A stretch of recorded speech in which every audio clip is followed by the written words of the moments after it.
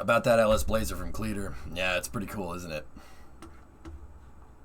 Yeah, how many streamers you know are going to do that? He was watching Black Mass the other day. Oh, yeah. Balled ya. Yeah, that's right. Nice.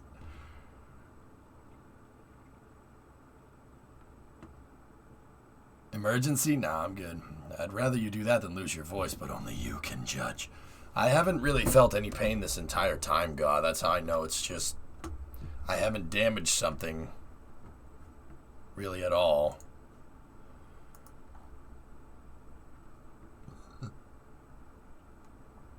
No, we're good, man. Don't worry about it. I'm looking around here. Let's see. There's Orbital Reef. Crew 3 is down at Kennedy now, which is pretty sweet. They're gonna launch on Saturday. So Rajachari, Tom Mashburn, Caleb Aaron, and Matthias Marr from the European Space Agency, which is pretty sweet. What is it now? 10 seconds? You're slipping. I do sound better than yesterday. Yeah, guys, I'm coming back. I'm fine. We're all right. Nice. So Crew 3 is down at Kennedy. They have landed. Yes, Posadka. No Russians on board.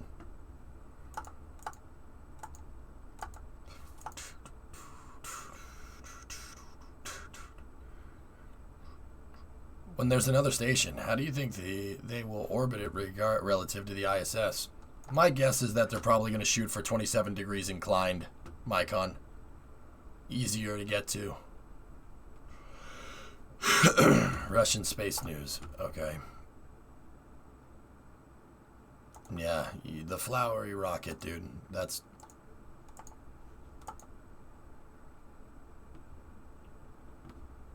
Yeah, that's a Russian thing, Bandit.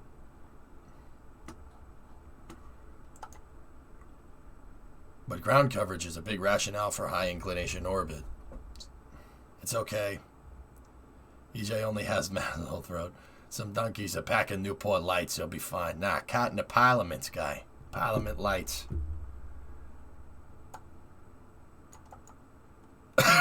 Neon, what's that? What are you saying? Ugh.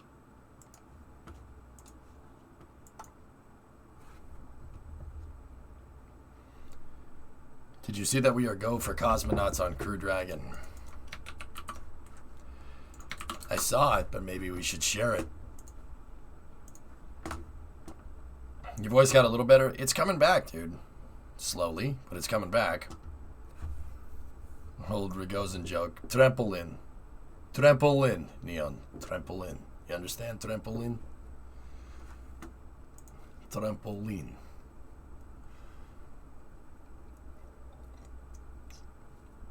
An old-fashioned should do you right.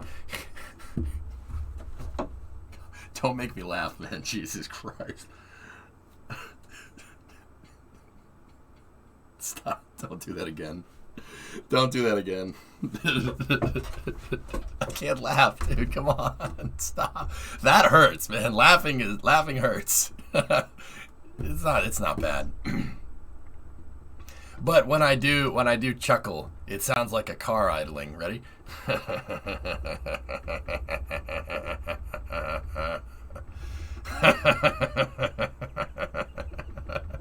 There's a sensible chuckle right there. Oh.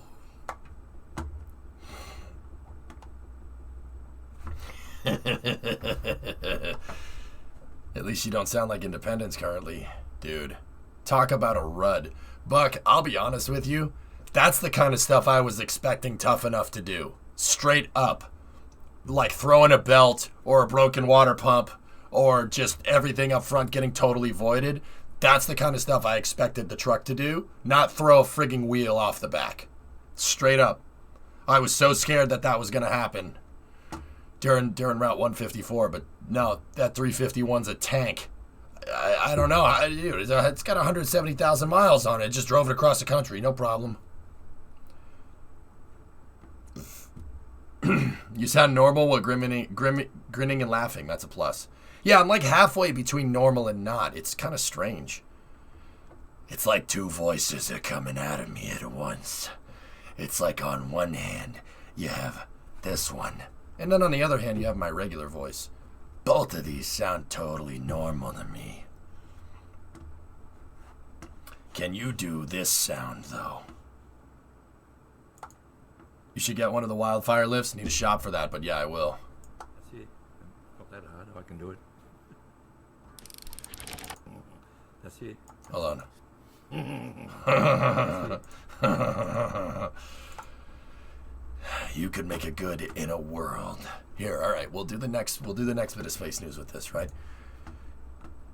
At the IAC 2021, Dmitry Rogozin said, "The press conference that SpaceX has no flight experience for Russian cosmonauts on Crew Dragon.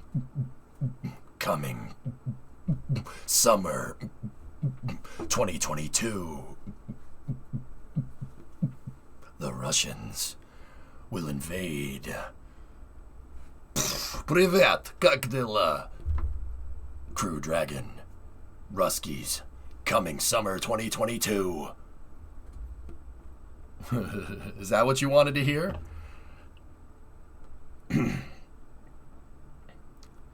You are really actively trying to kill your voice, aren't you? Overkill is underrated. Rachel.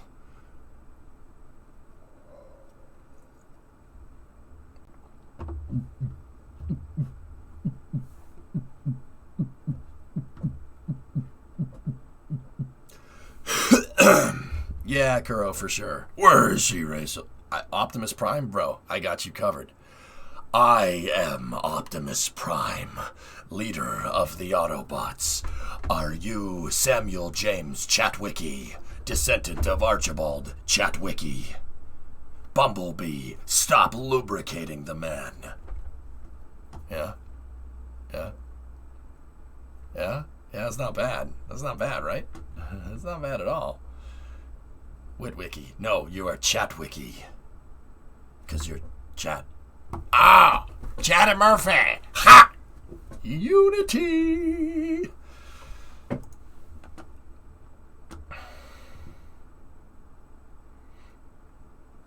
SpaceX now has a flight experience. They fixed their Dragon space toilet. Bro. Have you seen like Russian meat patties before, dude? They look freaking delicious, but you can tell that that's going to give you some Chipotle dunks, man, in the toilet. Of course they need the toilet fixed. That's really important.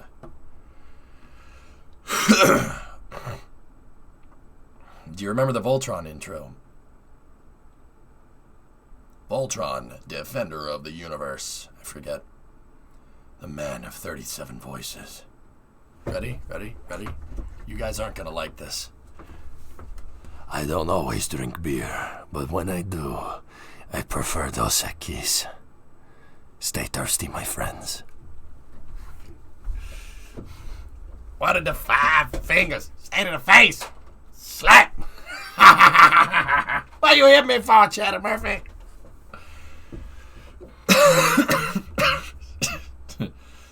I'm calling my mom. Go work in radio. I feel invaded. I feel invaded. I need another cough drop. He is the most interesting man in the world. So, okay, Dmitry Rogozin says that SpaceX has enough flight experience to fly the cosmonauts on Crew Dragon. He plans to discuss crew assignments with NASA this week.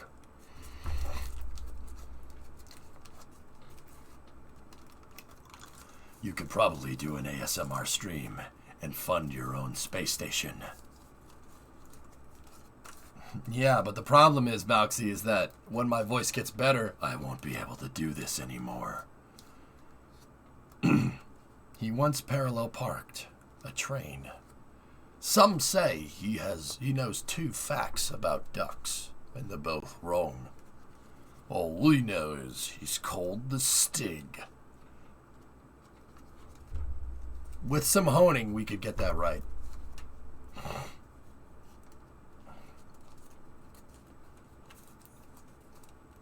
Grab that, grab that Amaranth money while you can. Do you have a cough or just frayed vocal cords? My vocal cords are destroyed, Ando. Simple solution. Don't let your voice get better. 5-head. I guess you're just going to have to keep going to Red Sox games. Zero, don't twist my arm.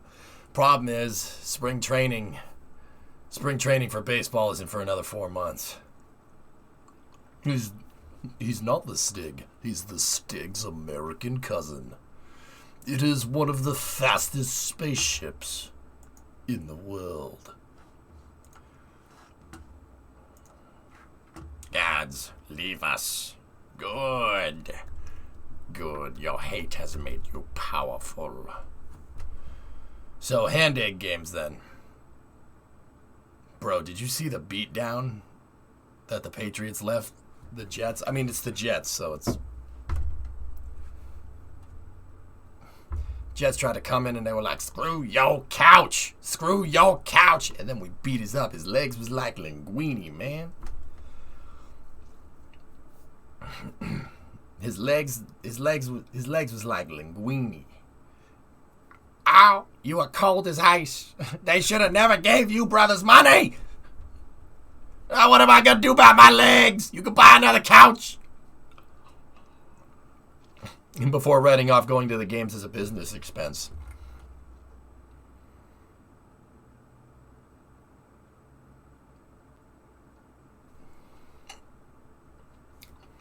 Did I see the Formula 1 race? I did. I got to watch it, Hellfish.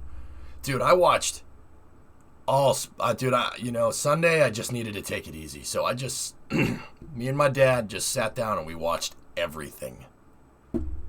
Everything, dude. Everything that was on. Watched most of the football games. We watched NASCAR. We went out to dinner, so we watched NASCAR on the phone. And football on the phone as well. But I got to see the Formula 1 race, saw the Patriots curb stomp the Jets, which is... we even got to watch the Liverpool Man U game. Oh. Huh. The hell is Man U doing? What are you guys doing? Coda was packed. Actually, I've never seen it that full before, and I've been there. I was at the 2012. I was at the inaugural race. There wasn't even that many people during the inaugural race. Straight up. Bro, serious, did you see that? What are you doing? What are you doing? Bro, you gotta play defense if you want to play soccer. What are you doing? I'm sitting there watching the game and I don't even know that much about it, serious. I'm sitting there going, what the frick? Dude, you just let that guy walk past you. What are you doing? It was packed during quali alone. That's cool. It was a good race. I thought Red Bull pitted too early. I'll be honest with you. I thought they pitted too early. I'm like, Christian, that's too early, dude. But it was just enough. It was just enough to hold on, man. Holy crap, dude. That was cool. I thought Lewis was going to catch him.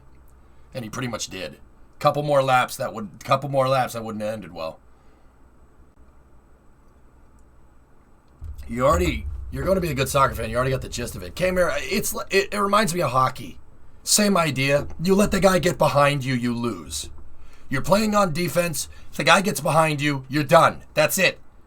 That's a big rule in hockey. I'm Ted Lasso. Yeah, right? Yeah, Flykin, it was good. Upwards of 400,000 for weekend attendance. Good, man. Good. It makes me happy seeing that track packed. I like Coda. I think it's a great track. I really do. It's a fun track to drive. Hard. Very difficult. Deceptively difficult. It does not look as difficult as it is to drive. It's a tough track. And there was good racing. There was good racing all around. Hey, Likes, what's going on? Even more so in soccer. 1v1s have a lot of scoring chance. Sounds like a better day than I had on Sunday. I decided to attend the Chiefs-Titans game in Nashville as a Chiefs fan. Bro, what the hell is Mahomes doing, Grand Champ? Seriously, I'm not even a Chiefs fan. What are you doing? How can you get held to a frigging field goal? What the hell's the matter with you? Are you kidding me? The Titans, bro? And don't get me wrong, Mike Vrabel's a good coach, and they got a good frigging team. But But it's Kansas City. What the hell, man? You should have curb stomped that team. Tilke didn't design it, Roblox. Tavo Hellman did. It's not a Tilke drum.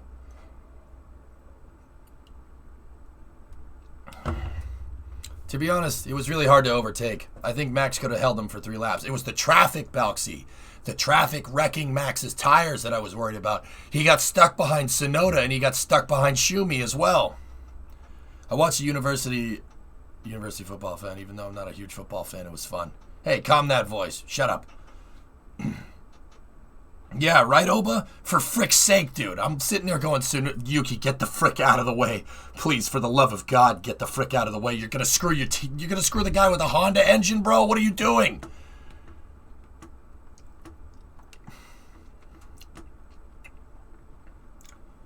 I was a fullback in high school soccer. I hate all attack mindset. Yeah, man, dude, did Man U screw the pooch or what? I mean, I like Liverpool, so I thought it was funny. I'm sitting there watching him. I watch the guy get behind the guy. He gets one of the guys up front. I don't know the position. Gets between the defenseman and the goalie. I'm like, yep, that's in. And then sure enough, goes right in. I'm like, dude, what are you guys doing? Holy crap! If I never saw you before with that voice, I could bet that you're from New York and named Tony. All right, that's good. That's good enough. I do sound like, yeah, dude, it does. Oh, man. I'm watching 50-year-old EJ over here. Hey, give me the gabagool. Where's the gabagool? Have you seen Chevy's new 632? Yes, Winter Scythe. I saw it at Hoonigan. Well, that's not entirely true. I saw the car that it was going in at Hoonigan. But yeah, I knew about it probably about a month ago. Yeah, Hoon told me about it, dude. They were working on all kinds of cool projects in there, man. I'm so happy that freaking... I'm so happy that they're getting in on all these cool projects, dude. I saw the Camaro up close, Winter Scythe. Did you see that Hoon's putting one of those things in a third gen? They're putting a 632 big block in an IROC Camaro, and it's not just any IROC Camaro. It's Chevy's R&D IROC Camaro. So it's not like a production vehicle from what I understand. It's one of Chevy's prototypes for a third gen. So goddamn cool. Yeah, I got to see that car up close, man. It was awesome. I'm just sitting there going, and they're like, right? I'm like, dude, what? You gonna watch the game at all today? Yeah, sure, man. I'll have it on. I'm gonna be banging on some trash cans, though. I'm just kidding. I gotta root for the AL. I said I would. So I gotta root for you, stupid douchebag team. You better be your time, you stupid freaking poop face.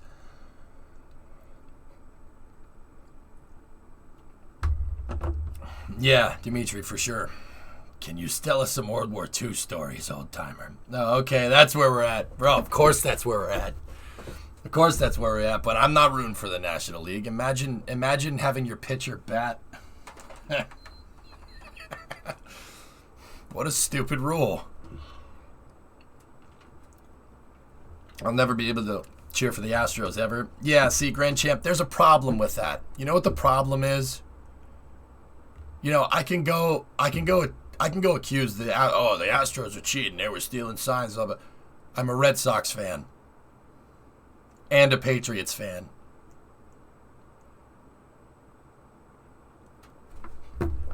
No, I'm just gonna root for the Astros and call it a day, bro. I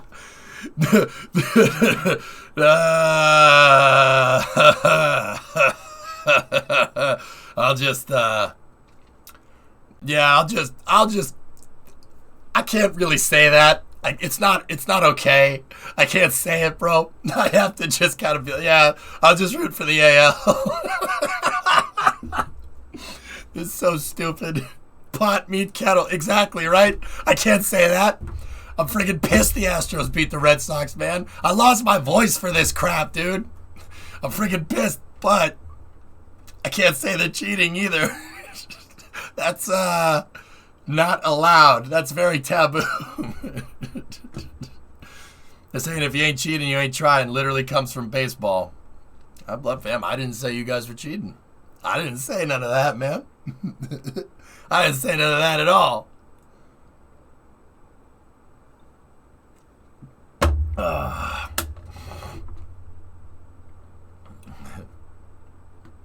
Call it an upgrade, and maybe you can sing now.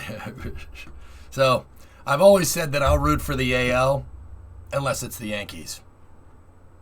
I'll cheer any team on to the ALCS unless it's the Yankees, and that's not me hating the Yankees. That's me being born and raised in Boston. I have to hate the Yankees. It's kind of a thing. New York people, I mean no disrespect. I would expect you all to do the same thing with me, right?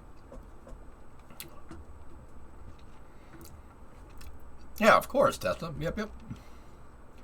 Thought cheating in baseball was just part of the game. STX, that's actually one of the reasons why I like baseball, because it's usually just, hey, these are the rules. Have at it, man. Except for, like, corking your bats and stuff. People do that shit. But, excuse my language. Sorry, I'll time myself out for 10 seconds.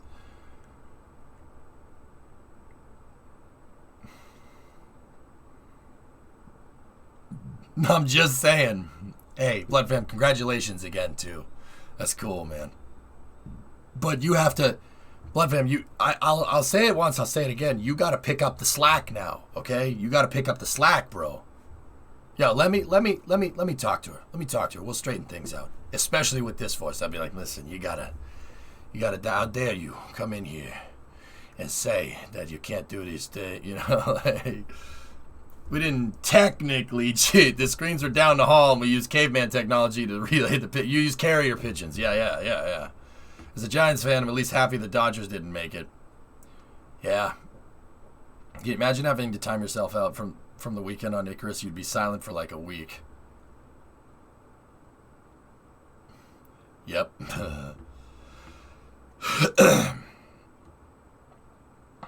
Okay.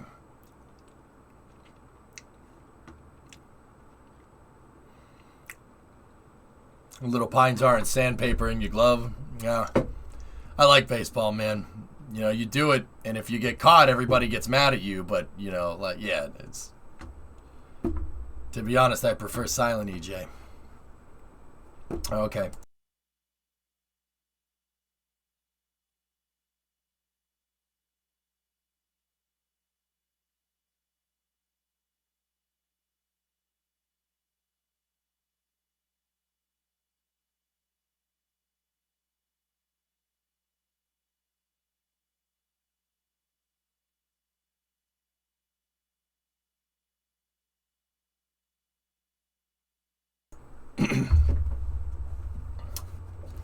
Silent, but still butt ugly. Oh, cringe. The cringe, it has returned. Coming summer 2022.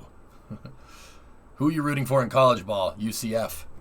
UCF team, man. You see the jerseys? Hang on.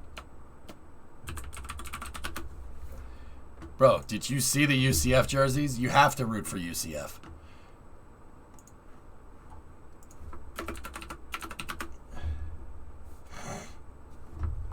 Oh, what's my dad saying? My dad's getting in on the baseball conversation here. Root for Dusty Baker to win the World Series. Never won while a player for the Braves and other clubs. He was on deck when Hank Aaron hit 715 in 1972. Yeah, I'll root for Dusty. Absolutely, Dad. And my mother texted me saying, Stop yelling! Yell whatever I want to. You understand? I forget your mother was so nice to me. Here, guys, look at UCF's uniforms. All right, check this out.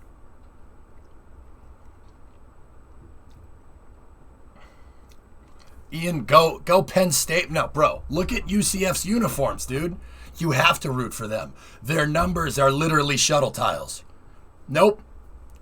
I mean, UCF was already my adopted alumni because Full Sail doesn't have a football team. Full Sail doesn't have no football team. UCF's down the street. UCF's my boys. Go Blue. Yeah, and that too, T-Man. Yeah, Michigan, yeah. That pic was taken in Hangar C, right? Next to a redstone. Bro, did you see that? You see that uniform? It's literally shuttle tiles. Look. Look at this uniform, man. Look at this. Look. They even got the missions. Bro.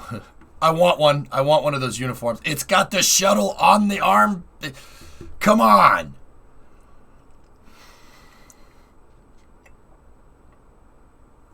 Yes. UCF's my boys. That's my adopted alumni.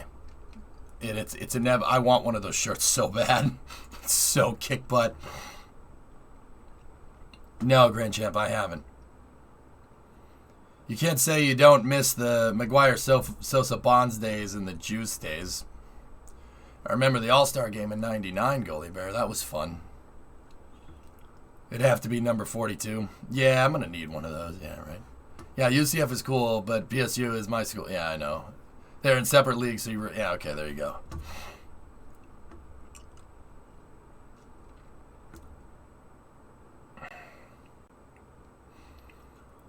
All right. Yeah, no, my dad, you're right. I'm rooting for the AL, man. I'll root for Dusty, absolutely. He deserves a ring. You could buy the shirt from Fanatics. Cool. Their helmets have the names of all the UCF people that worked on shuttles. Oh, that's so cool, man. Did I ever tell you guys the story? Some of the time, you know, well, my parents are watching. Maybe I shouldn't. Whatever. It's fine. It was a long time ago. We'd go down, you know, right at the beginning of Full Sail. Full Sail's hard. It's a hard school, but right at the beginning, the classes are really easy, and then it starts getting bad. So right at the beginning, this is like summer of '06 or something.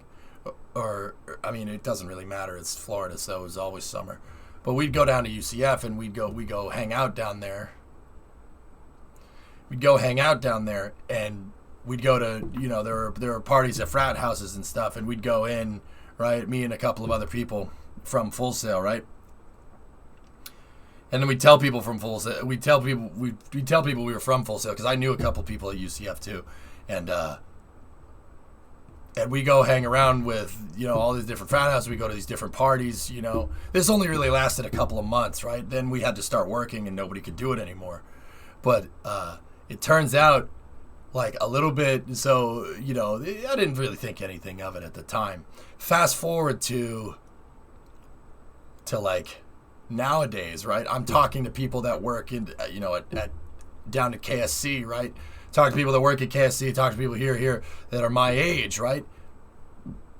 And I'm like, they're like, where'd you go to school? I'm like, Full Sail. They're like, oh, no way. And I was like, yeah, but we'd go to UCF sometimes. And it turns out, like, some of the people that I know that work at KSC, we were at the same parties, which is really strange.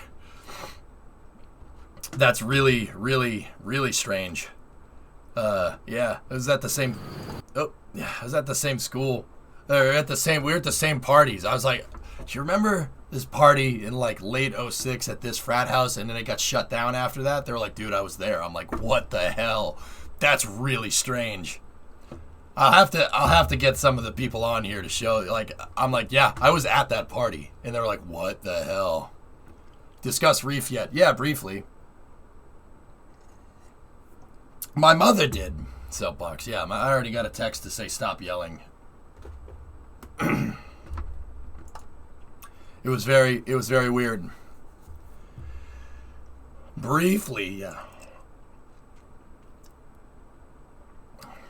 I think it's rather wholesome that, well, I was the, you know, illness. I didn't party too much when I was in school, to be honest with you. I was kind of a nerd. I stayed home and played video games a lot, so it's very unbecoming, you know?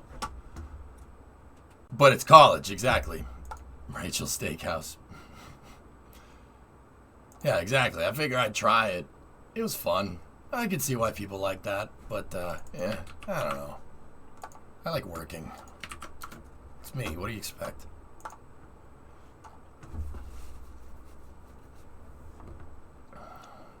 Man, now I want to move back to Florida again. Dang it. Any Tampa Bay fans? Any Bucks fans out there? Real quick. Brady, 600 TDs, baby. What a dude. How? How does he do it? How does he do that? Can you say, I'm Batman? Of course. Well, Tars, you can go to parties, you know, and if you're super antisocial, like, dude, I understand. You go to a party with a bunch of, like, the thing about parties is that you gotta mingle, because you never know if people are gonna like the same stuff as you. And if you go and you're antisocial, you're just gonna assume everybody's a normie, right?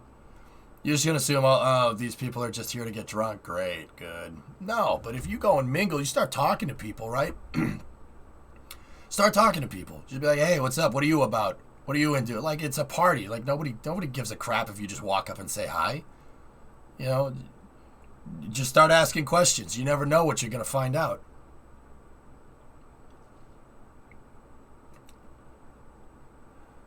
Nice, W. That's cool. I grew up a Bucks fan. Want to know why? They were the best in NFL Blitz on 64. Savage. Yeah, that's funny. Yeah, that's the thing. That TRP. That's what I try to tell people. You're gonna go to a party. You don't even need to drink if you don't want to. You don't have to drink. No one's gonna think the wiser if you're drinking a Coke. Just say you're a designated driver or something. That's all you got to do. People be like, oh man, respect. You'd be like, yeah, man, respect. Yeah. Yeah, just trying to be the responsible one, am I right? Discovery, go at throttle up.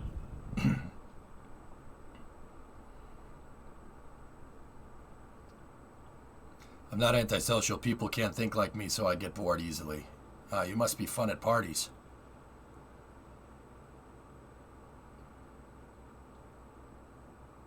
Anesthesia's 33-month resub.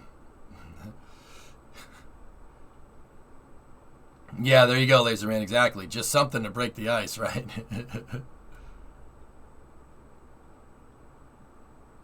I don't know what you're talking about, goalie. It doesn't snow in Florida. All right. Let's see. We got a tweet coming in from Rocket Lab.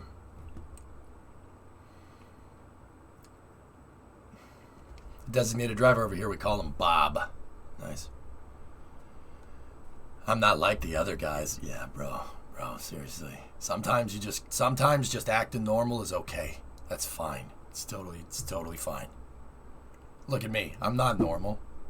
But sometimes I act normal, but I ain't normal. That's for sure. Look at me. Look at how I sound. You don't think somebody's watching this stream going, bro, what the hell's the matter with you? Like, seriously, think about that for a second.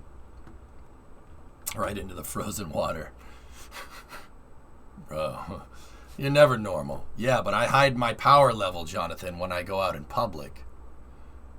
Bro, what the hell's the matter with you? Yeah, serious. You ask that on a daily basis. It don't count. You've devalued the currency of your statements. Hey, your voice sounds funny. Yeah, you don't need, dude. Yeah, no. Like, if I had been a little more social, right? If I'd been a little more social and gone around and talked to some of these people at UCF, bro, like maybe, like they were all space shuttle fans and I was a space shuttle fan. All I had to do was say that, but, 18, 19-year-old EJ doesn't know any better. Like, you don't know any better. I like making myself suffer in KSP. Yeah, right. I'm a gaming masochist. Like, I can never explain in detail what I do here. People will get confused. I just say, oh yeah, I'm a contractor for Amazon. I'm an Amazon contractor. And people are like, wow, that's really cool. I'm like, yep. Yep, because I'm not going to go around saying, oh yeah, I'm an influencer. Nah, never mind.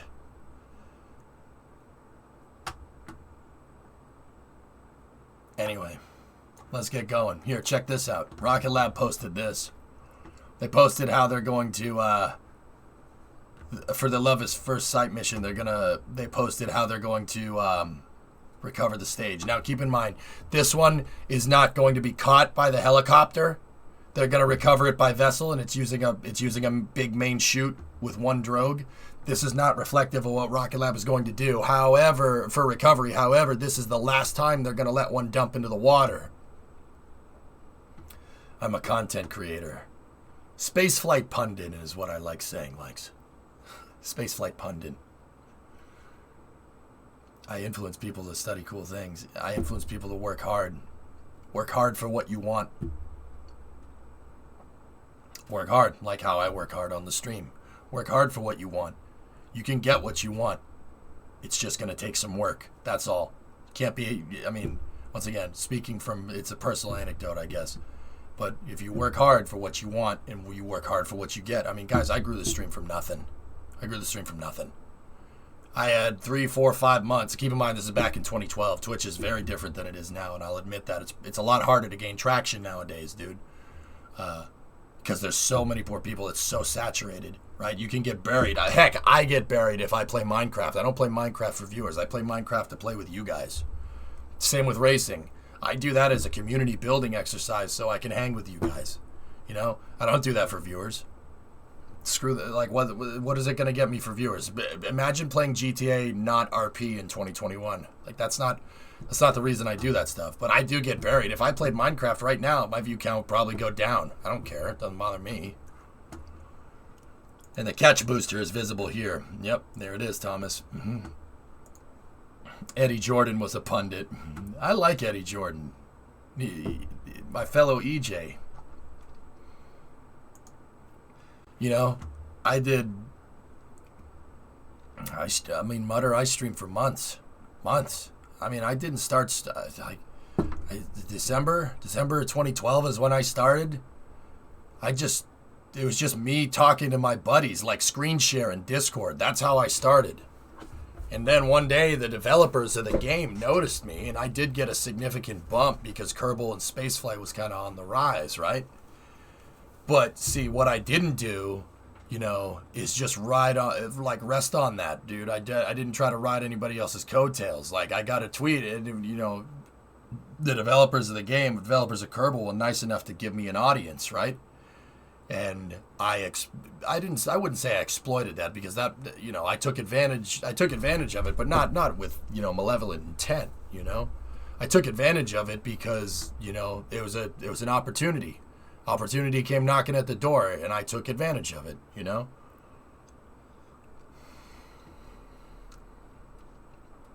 You know, I took advantage, and I never let go.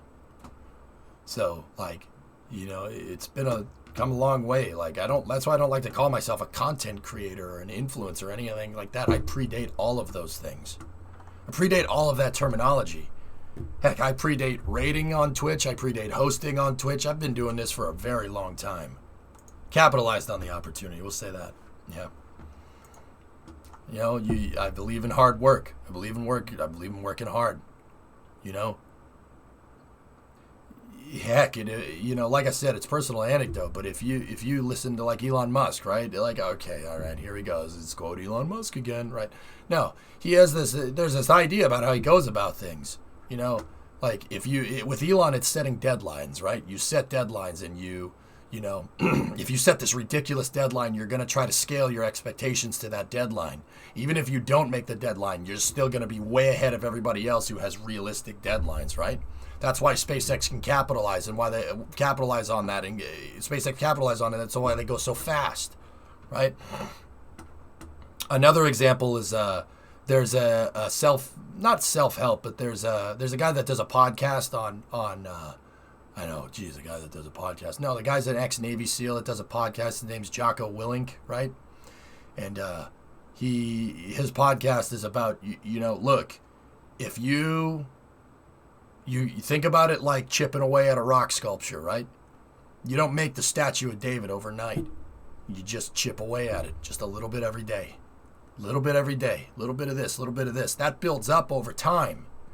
That little bit of extra hard work, that tiny little bit, it'll build up. It'll build up over time, and then it achieves something ridiculous. It'll reach like a threshold, and boom, there you go. Embrace the suck, baby. Hey, I don't have stay humble, discipline equals freedom, and take ownership of everything on my wall for no reason. There you go, Jock. Hell yeah. Well, yeah, tax. Yeah, I freaking hate. I hate the term influencer, man. It pisses me off. It's because then I get roped in with those people that just like, and you know what, man? That's the hustle. If that's the game, and you know, they're those folks that like taking pictures of themselves with certain clothing brands on and stuff, whatever, dude. If that's the hustle, I have no resentment there. I have no resentment. I probably can't do that. I'm not gonna look good in a swimsuit and taking a picture of me. I'll probably look like Carl from Aqua Teen Hunger Force. I'm not gonna lie to you. Yeah, I want to rock your body, and then parentheses till the break of dawn. You know. Probably end up looking like Carl here, you know. Just, Carl, leave a message or leave me alone. But yeah, I like working. I like working, and I like working hard. I you know, when I get in here and I'm on the stream, you know, like, look, I probably could have taken the day off with this. I probably should have taken the entire weekend off. I probably should have taken Friday, Saturday off. Screw that, dude. Screw that. There ain't no paid time off with this job. The hell with that. I don't have time for that. Screw that. My voice will come back as long as I don't really, really mess with it here, you know? So, you know, I believe in hard work. You work at it. You go after it. And I know that's like, bro, sound like a freaking meathead. Like, go after it, bro. No, just work at stuff a little bit harder than everybody else. Like, that's what I do with streaming, man.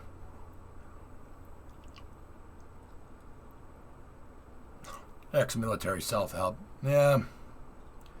Bond, some people need that, dude. I'm not going to say that Jocko hasn't helped me get through hard times. But listening to what he has to say, that hasn't, bro, like, it's helped. It's helped me kind of, you know, take control of things, you know? Like, you know, he has that thing, take ownership of everything, right? Like, what the hell does that mean? It basically is kind of a mantra where you're like, you're in control, dude. You know, look, you're in your life. You could choose to do things. You're in command. This is your life, not anybody else's. Who you let influence you in your life is something that's not out of your control. I mean, there are some events, don't get me wrong. There are some events that you just can't help, you know? Like, some events you just kind of got to live with it. And that sucks, you know, that sucks. But you can take control and you take ownership of stuff. Run towards the chaos and strangle it, you know what I mean?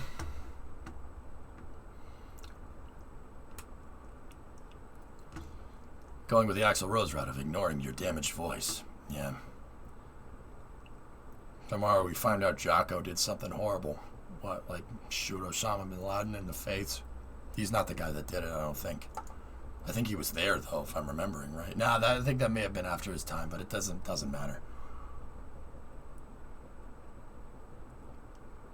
Why don't they just say your wife will steal everything you own?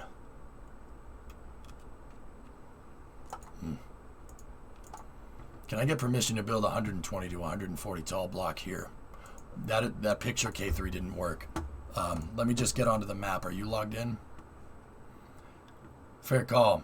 Your self-help has helped me too. Yeah, Bond, hey, you people need that stuff, man. Like, dude, you know, you're only human. Right? Like, I put on a pretty tough guy facade sometimes, like, and I get that. And it's not really a facade. It's not so much being a facade, it's just I let water roll around me. But that doesn't mean that I don't get upset about things or stressed out about stuff. Oh, dude. Oh, yeah, I do, just like everybody else. But, you know, instead of dwelling on stuff, it's just passing thoughts, man. That's it.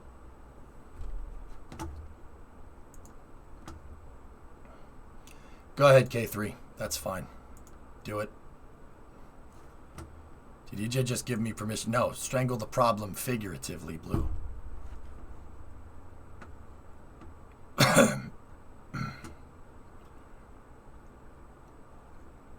K3, what kind of building are you going to build? Are you going to freehand it, or can you give me some reference just out of curiosity? Like, yeah, go ahead. You can still build it. Figuratively. That's right, Jeff. Yeah. Fellas, you gotta, like, it's tough, man. It's tough. It's tough. Yeah, look, even I have crappy days. I had a crappy day this weekend. It happens. I had a crappy day with this. Think I wanted to take yesterday off, even though it's my day off? I literally didn't do anything yesterday. I sat with Tessa in 95 and Predominant and played Icarus for like 12 hours straight. Bro, I got nothing done. I could have streamed that. Could have streamed it. But I didn't want to. I just wanted to chill. I had to. I didn't want to do that. I could have helped Remo out with some stuff around the house. I didn't do that. I was just a lazy piece of crap yesterday. But sometimes that's what you need. Sometimes, you know, everybody has bad days. Hey, Kelly. 32-month resub. But yeah, Bon, like I said, I don't just not run towards the chaos. It's, you know, just look, you're in control, bro. You're in control. You're only going to let other people influence your life if you let them. Straight up. That's why I listen to Elon so much, because Elon lives in my head rent-free. So does Tori Bruno, for what it's worth. And to an extent, Jeff Bezos a little bit. I'm not sure if that's a good thing or a bad thing. It's probably a mixed bag. But, yeah. It's okay, I said you could. Yeah, you're right. Yeah, K3, it's still not working. Hey, Bill, can you show me what K3 is linking up, please? But yeah, dudes, you just gotta go after it. It's all out there. How hard you want to work. You're supposed to be a lazy piece of crap on your day off. That's why it's a day off. I don't do that, Yarg. 2 weeks ago on my day off, I went and scrounged in a junkyard for parts for my truck so I can fix it better. How do you get motivation to learn something, example, like school stuff? Motivation is, well, okay, I'm going to paraphrase directly from Jocko here, Tom. It's a good thing to understand, all right? And I think he's 100% right in this regard, and don't get me wrong, this is not for everybody. This is not for everybody. I'm a big, stubborn, stupid guy, so this works for me. Look, at the end of the day, you do whatever works. But Tom, if we're gonna ask about it, don't subject yourself to motivation. Motivation is like the wind. It happens on some days, and it doesn't happen on other days. Like, how many times you've been super motivated to get something done, and the next day you're like, man, I don't need to do that. It's something that I try to understand. I try to motivate myself every day. You know, I did that for a long time. That doesn't work. It doesn't work. Some days you're just not going to be motivated, like yesterday.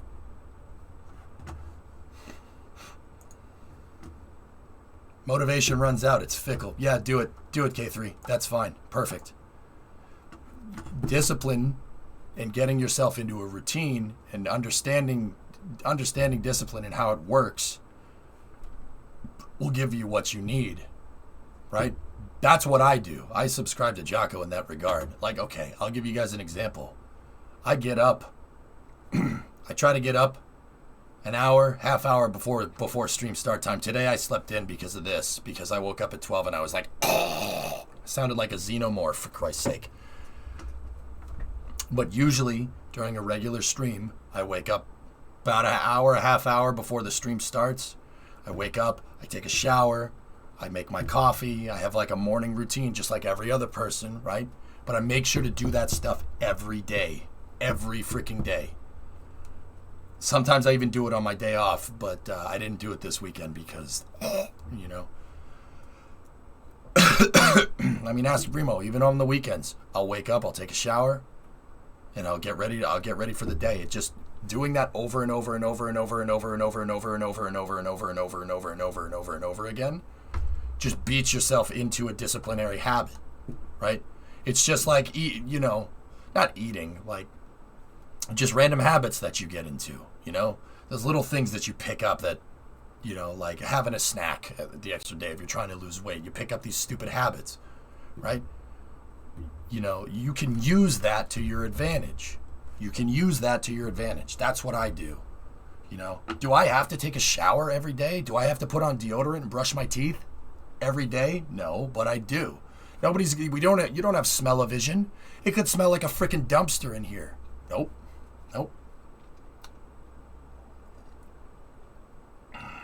Screw motivation. You don't have time for that. Motivation happens on a whim. It's a feeling. Just like and once again, I'm paraphrasing Jocko like you would not believe. Feelings come and go. Some days you feel sad. Some days you feel happy. Some days you feel motivated. Some days you don't. Just remember, at the end of the day, you're in command. You know, and discipline can be taught. Motivation can't. So, that's how I do things. I can smell its stench from here. No, you can't, because I took a shower today, and I still have pit stains. That's how I try to go after it, dudes. If you're looking for a mental health influencer who doesn't scream at you, Healthy Gamer, yeah, Healthy Gamer talks about that stuff too.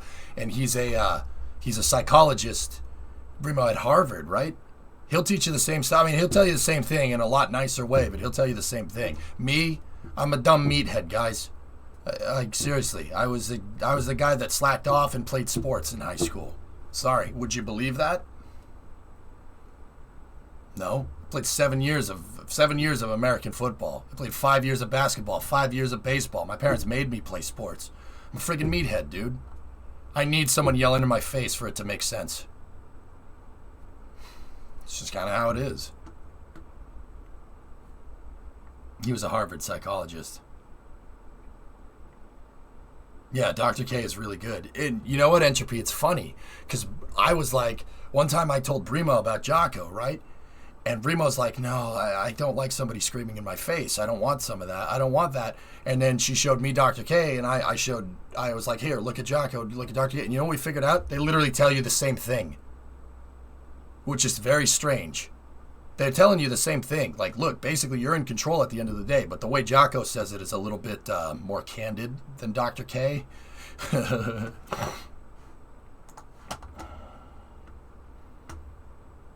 I've worked at home pretty much exclusively since May 2020. I have my morning routine. You have to, Illness, especially if you work remote.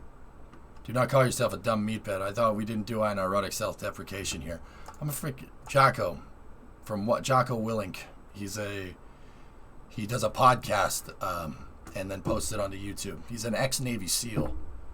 You know, learning about motivation and how like him putting into context that motivation is fickle. It happens. Like, some days you're not going to feel motivated, and that's totally normal. Really clicked in my head. I'm like, oh, all right, well, that makes sense. You know, motivation didn't get freaking tough enough. Motivation didn't get tough enough across the damn country. Discipline did. Dude, there were times where I was like, oh man, I could really use a nap right now. No, screw that. We have to go. You know? And not panicking when the frigging wheel came off the truck. Look, it's just another problem. It happens. Don't get depressed by it. Look, it's just figure out the frigging problem. Work the problem. Just like Gene Kranz, right? Gene Kranz wouldn't freak out. I mean, Jim Lovell's spacecraft blew up in his face. He's just like, well, that's not good. Hey guys, I think we've had a problem here. You gotta be disciplined, you know? As someone who considers themselves undisciplined, how does one acquire discipline? You can teach yourself discipline, Seinerd. You can't teach yourself motivation, right? Just another day at the office. Oh, my spacecraft just exploded 100,000 miles away from Earth. There's literally nobody for 100,000 miles in every single direction in 3 axis. Ah, crap. What am I going to do about this? You know, it's just another day at the office, right? Everyone is as receptive to different types of speaking styles. Yeah, Entropy, I need somebody yelling in my face because that's what I had growing up. My football coaches were brutal, dude. And one of my coaches was my dad. Just brutal. Panic isn't going to help. Practice and patience. It takes time. Yes, I know. Discipline can be taught. Think about learning discipline if you want to do this. Think about learning discipline like learning a subject, like learning math. What are you going to do to learn math? You just an expert on it overnight? How does one acquire math skills? Do it. You know how I taught myself? I just started doing the dishes. Just do the dishes. Just do the dishes every night. Seriously.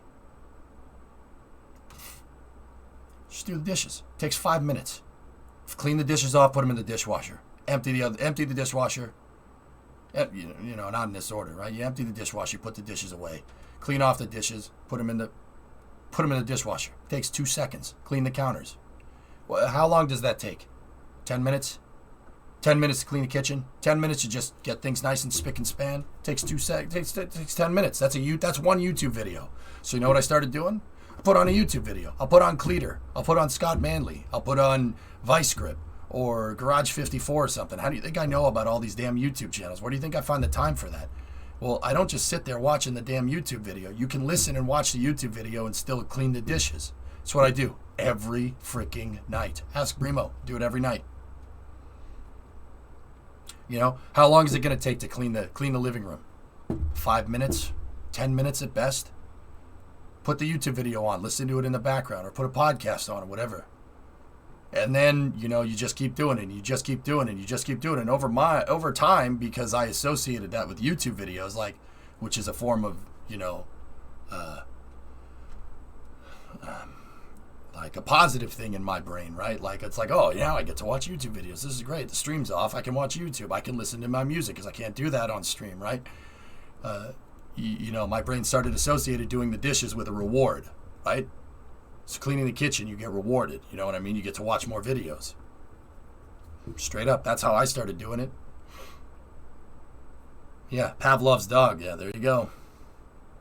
You basically brainwash yourself. Yeah, it's not brainwashing, right? But, you know, like I said, anytime I'm having a day where, you know, I'm like, I don't feel like freaking doing this. Man, do I have to clean all the goddamn dishes? How do I make so many goddamn dirty dishes? This is ridiculous. The trash, man, I emptied that like 2 days ago. It's already full. What the frick? What the hell's going on? How can I be that much of a goddamn litter bug? You know, you have days like that, and you're just like, I don't feel like doing that. Screw that. What a waste of time, right? Just go and do it. Like, you know, you're in control. The trash ain't going to empty itself, right? Like, I could just leave it there. I could. Or you could just take it out, and then you have the peace of mind of having a kitchen that has an empty trash can in your kitchen, doesn't smell like a dumpster, you know?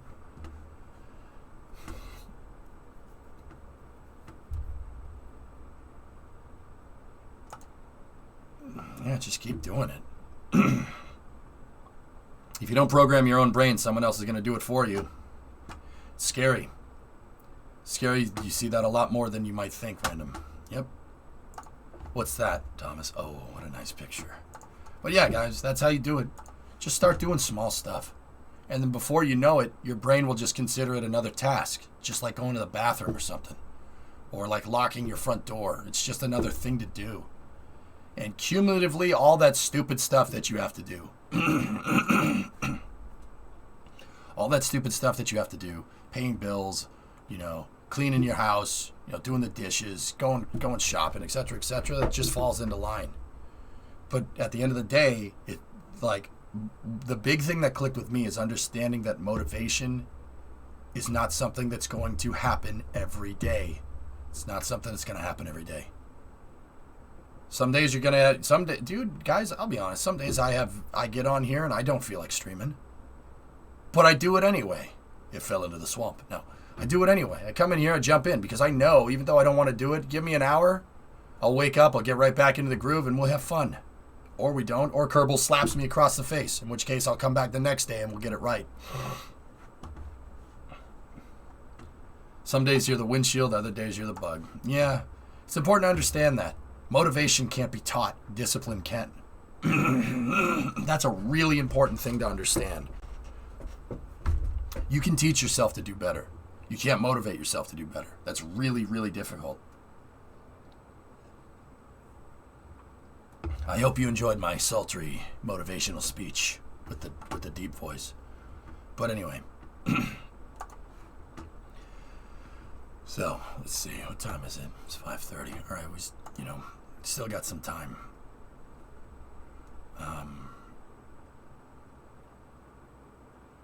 Okay.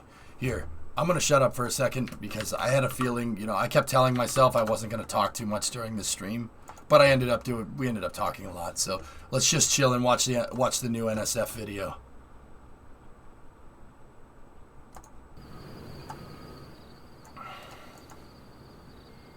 Yeah. Yeah, that's the end. That's the gist of it at the end of the day, Tom. Motivation can't be taught. Discipline can.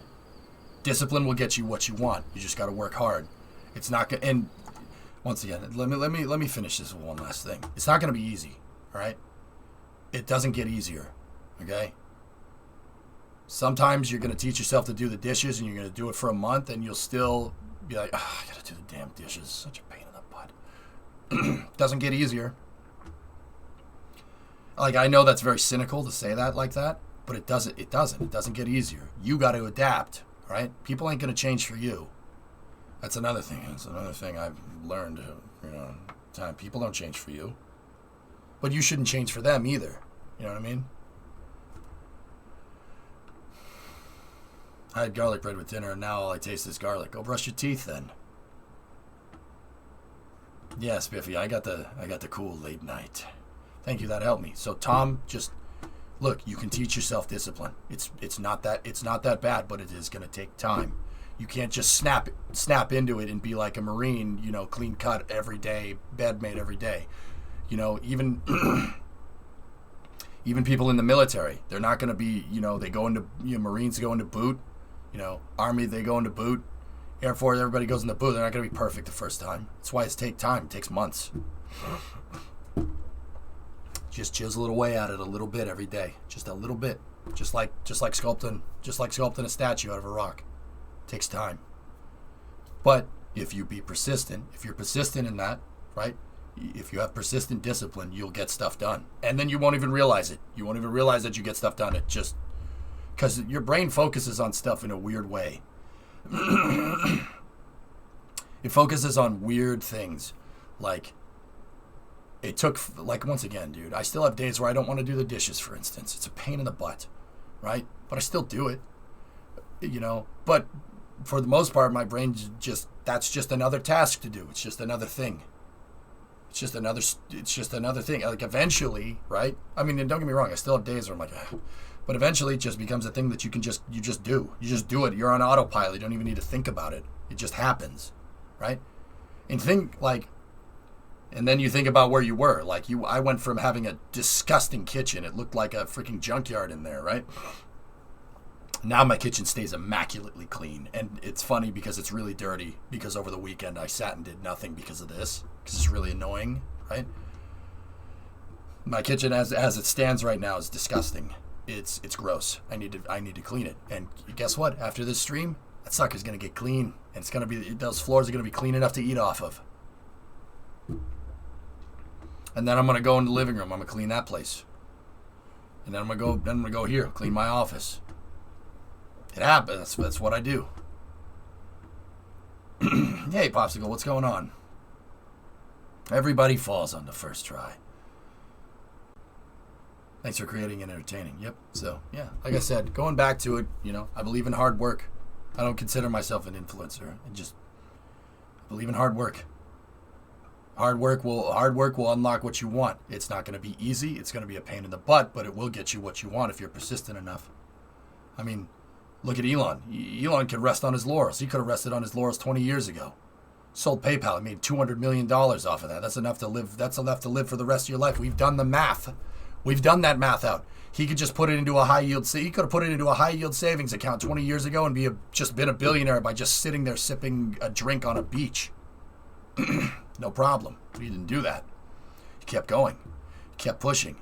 And I think Elon Musk is one of the most, him and Jeff are, you could say whatever you want about him. I get it. People don't like him. I get it. They're some of the most persistent son of a guns around, dude. Neither of those dudes have never just said like, man, that's all right. That's enough. We're good. Nope. Keep going. Keep going. Chink a little bit away at that rock. I wonder what Elon's statue looks like, dude. It's probably, well, you want to see what his statue looked like? There's his statue right there.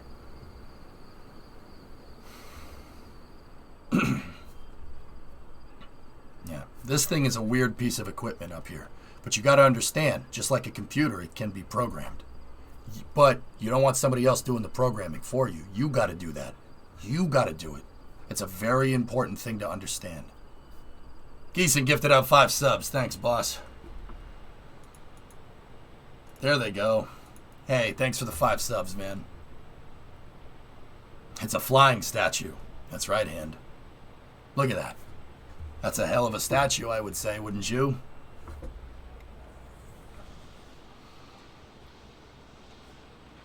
That's one hell of a statue. Found a cockroach up on 12. That must be some cockroach. Dodge. What do you mean, dodge? Serious? You already have a sub. So, guys, this video is coming from NASA Spaceflight. Mary, Boca Chica Gal, and the guys over at NASA Spaceflight are nice enough to let us look at this footage here on stream. Go over there and subscribe to that YouTube channel. It's very rare that I'll say subscribe to anybody's YouTube channel. You know, I don't like doing stuff like that, but you know what? Go over there and support them, because supporting them supports this stream inadvertently because we can look at all the footage. Did you see Austin's tweet? Austin is a tile technician for SpaceX now. That's pretty damn cool. Good for that kid. Are you going to watch Afterlife? Yeah, maybe. Do we have a date for orbit yet? Alleviate. It's a little more complicated than that. Elon has said pending. It's real. Honestly, it's pending regulatory approval. Elon tweeted the other day that Starship could be ready to go as early as next month. So that tells me that they're waiting on the FAA again. But once again, guys, it's important to not get impatient. Remember, it's like I was saying a second ago. This is a statue. It's going to take some time. Spaceflight takes time. You don't go and engineer the most complicated spacecraft ever devised by man and, you know, have it be about instant gratification. It ain't going to work that way. The official Google Street View for Boca is updated to last August. Cool. So even if it does take to the end of the year or January or February next year, that's fine. 4 months is a small amount of time comparatively to what we could get if this thing works correctly. Now is not the time to rush. You don't rush during development, all right? Now, you know, I know people look at that and say, well, isn't SpaceX doing rapid prototyping? Well, yeah, of course they're doing rapid prototyping, but rapid prototyping isn't shooting from the hip. That you gotta make sure you're trying something new. Well, not trying something new. Sometimes being habitual about it is the right move, especially in the case of this. But you know, you want to make sure you work out all the kinks right now. So development takes time. It's going to take some time and it's going to take effort. But you know, a couple of months in the whole scheme of things, we're in a multi-year development program right here for Starship, right? A couple of months is not going to be that big of a deal, especially if it's just about regulatory approval. You're going to want to get that. I love space. Yeah, me too, Con.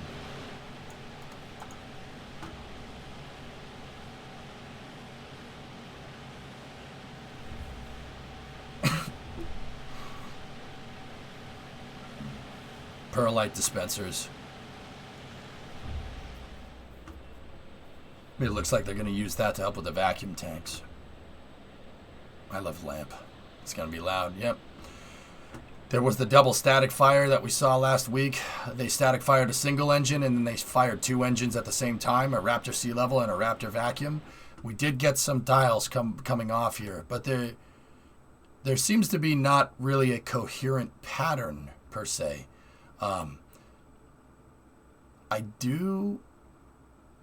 That's very strange. I mean, there's a cluster of them right there, but what is that? That's the top of the methane tank, isn't it?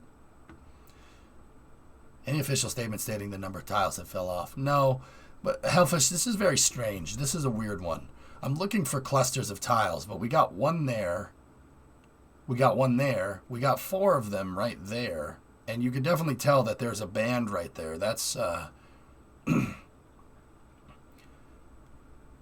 think that's where, that's where the top of the methane tank is. So you do have a temperature differential right there, especially during tanking tests. The tanks are cold. This area that's unpressurized is not. But then again, you have one over there and one over there. It's seemingly random. These could have just been tiles that were installed too fast, dude. There's no coherent pattern to this. But then again, there was no coherent pattern to the tiles coming off of STS-1 either. The tiles are something that SpaceX is going to have to get right because, if the tiles just keep falling off, you're back to the space shuttle. And don't get me wrong, the tiles are the right move. There's no thermal protection system out there that's going to be able to offer what the tiles can do for the amount of mass that they take up, right? The tiles are extremely light. They're extremely light and they withstand insane temperatures. That backed by a Nomex blanket or aluminum. It's either an aluminum cilia fiber or a or some type of Nomex backed by it for a thermal medium in there. Either way, there's no other system out there that would be inexpensive enough for the mass. Like, you could go with a heavier system, but tiles I think are the way to go with this particular design. Discovery, Especially those unifibers reinforced oxidation resistant carbon tiles. They're carbon silica base from what I understand. So they're Mark II shuttle tiles. They're the tiles that they made with 30 years backed hard research from the shuttle program. Boeing made them. Or, well, not Boeing. It's Tufrock was NASA, if I'm remembering right. Boeing uses them. You sound like Marge Simpson right now. Did you lose your voice? Yeah. Is that a protecting wrap, or are they painting in black now? Tax, they have a fire blanket, and the tiles are on top of the fire blanket. So it's stainless steel fire blanket tiles. When are you rocking the update 5 for Satisfactory? I don't know. We'll get into it, though. Radioactive, 79 months, 79. That's all. But that small amount of tile is coming off is no good. I mean, ideally, you don't want anything falling off your spacecraft, but it does happen. Once again, it's very important to understand why these tiles came off. Did they come off just because they installed them too quickly and they popped out? Did they popped out as a result of the rocket going through transient, right? Going through transients, getting cold from being fueled and then getting warm again? Was it from the sound from the rocket engines? You know, the rocket engines no doubt made these things come off, but that doesn't mean that they came off because of the rocket engines. They could have gotten loosened when the thing got really cold, or expanding and contracting. That's why I always say that fueling is one of the most difficult and challenging times for any launch campaign. It's the second hardest thing behind actually launching the stupid thing.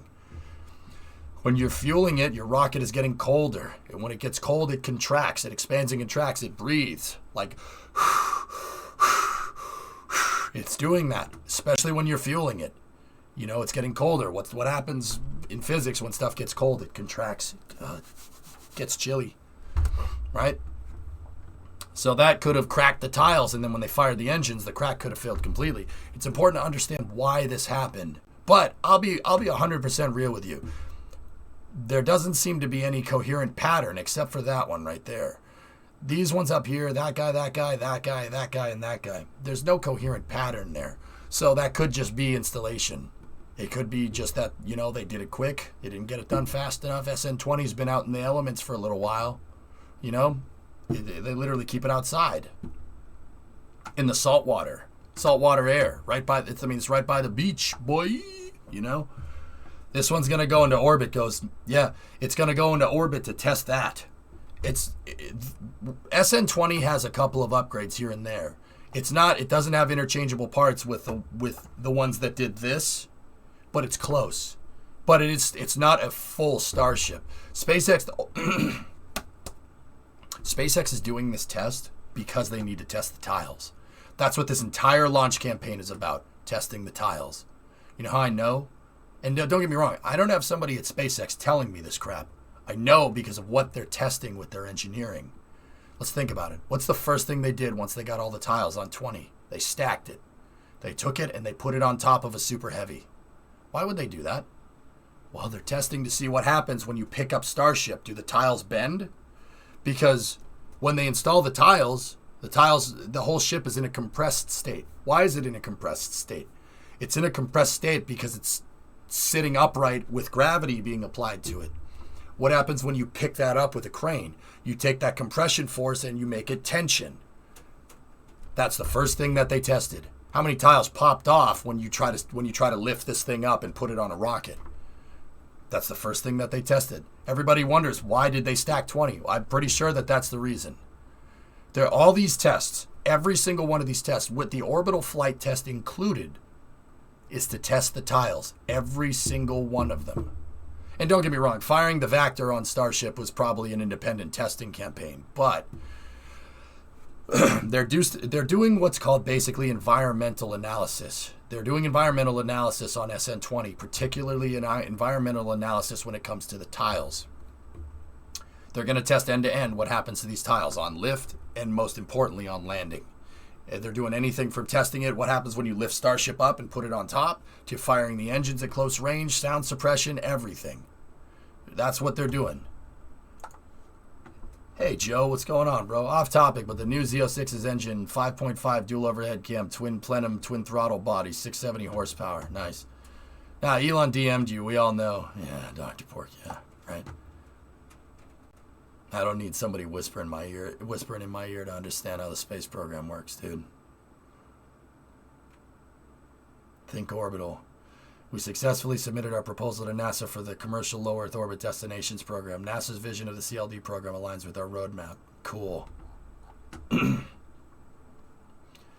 not sick, guys. I lost my voice. I broke my back. Spinal. Right? Do you think spaceflight will ever get to the point that the material the spacecraft is made of would be able to handle re-entry without the use of tiles such as these? Yeah, of course, Randy. Sure. Bro, if we took the battleship Iowa and launched it into space, it'll make it through re-entry. Sure, why not? It was designed to withstand a torpedo. Of course it can make it through re-entry. It'll make it. You know, provided that the boat hull is what hits it first. Yeah, that'll steel will straight up should be able. I mean, don't get me wrong. Steel will melt a little bit. It'll deform. It'll warp a little bit, but it'd make it. Sure, why not? The problem is that how are you going to get that damn thing into orbit? Yeah, of course. You could make a straight thermal protection system out of probably a steel alloy. It'll be able to withstand it, no problem. But once again, how are you going to do that? That's really damn heavy. I mean, no one's going to launch a battleship into space. Or just use transpiration cooling and use the propellant as the heat shield.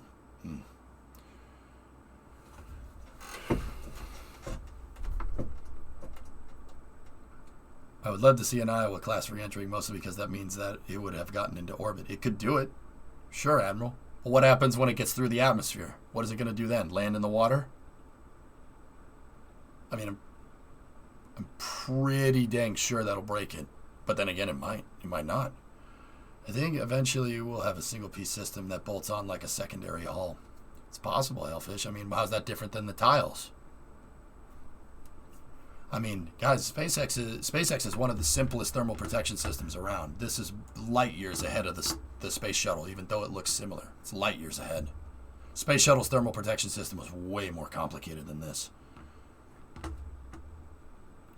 How many parachutes would an Iowa need to land in the water safely? More than what we can make. Check their video, please.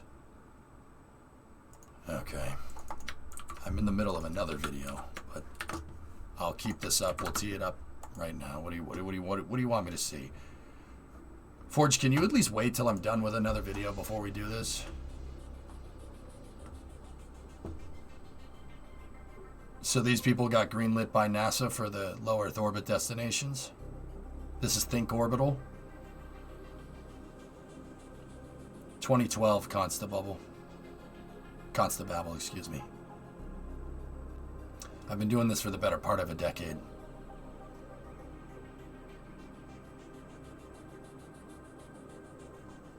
What's going on here? What the frick is this?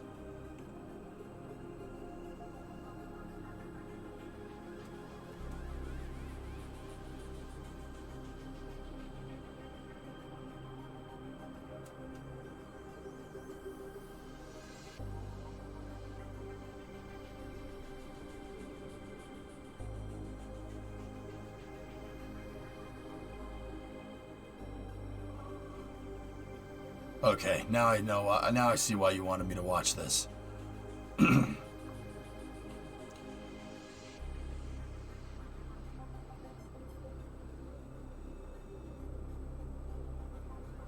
It's a giant soccer ball.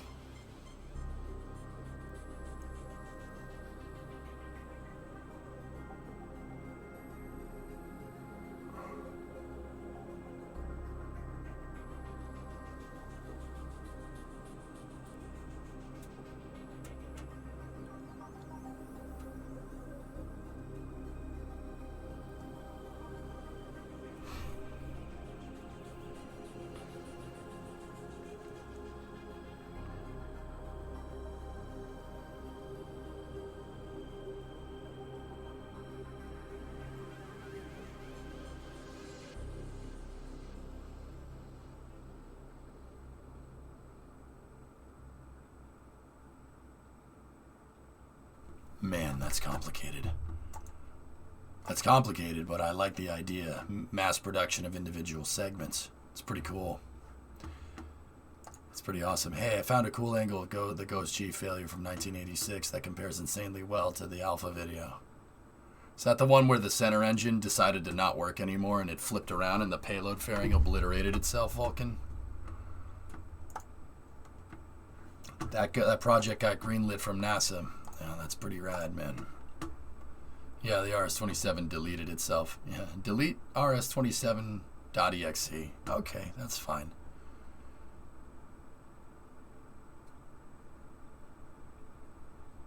Yeah, I saw it on Twitter, Vulcan. Yeah, it's an interesting angle. All right, let's get back over to Starship and see what we got.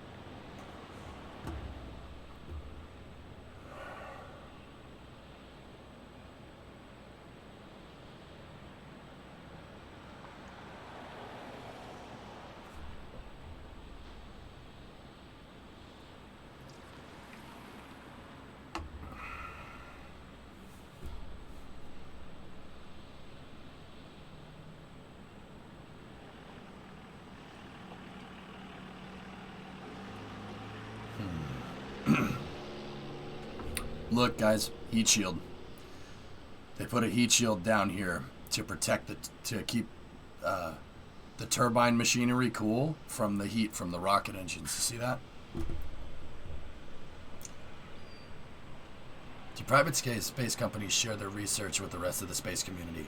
If it comes to safety, yeah, Constable, but there's a lot of proprietary stuff floating around as well too that is not that they won't share.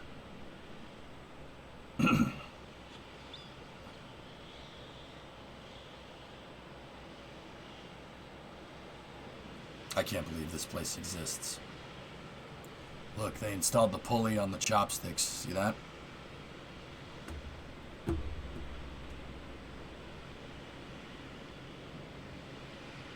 I can't believe that. It's so ridiculous. Burbs.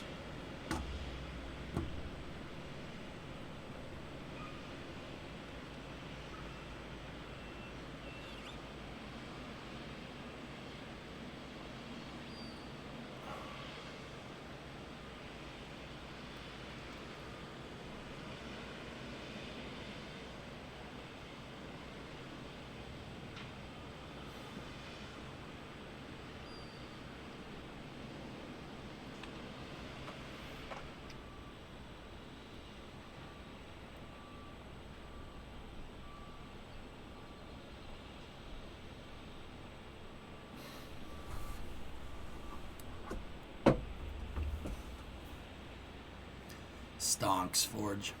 Stonks.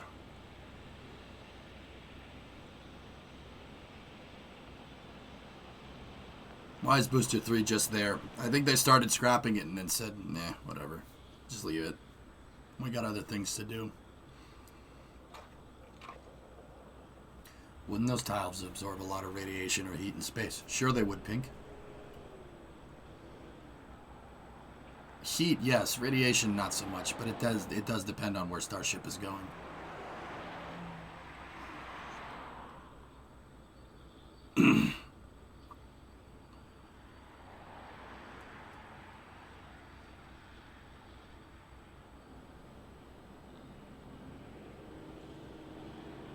Bro. Don't drop those tubes.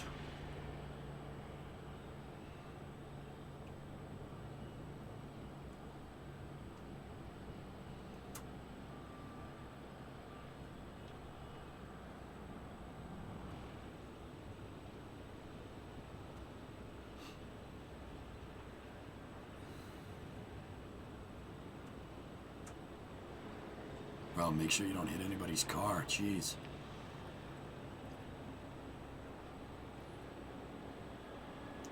It's only going down the street, guys. It's not... That's why they didn't flag it or anything. Crane rigged for the wide bay beams. Biggie. Do we know what Starship will use for on-orbit power generation? I'd assume some type of solar panel tigs, but I think it really depends on the variant.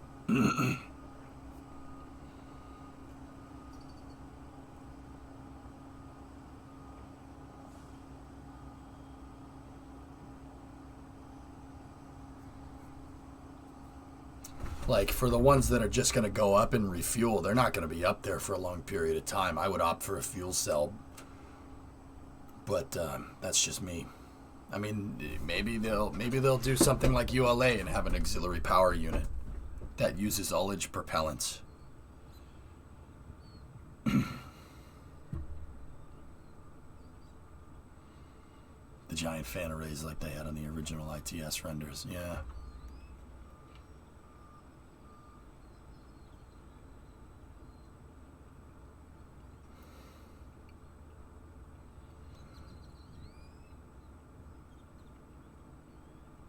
I mean, the thing is, guys, is that you can really do whatever you want when you have a configurable payload bay.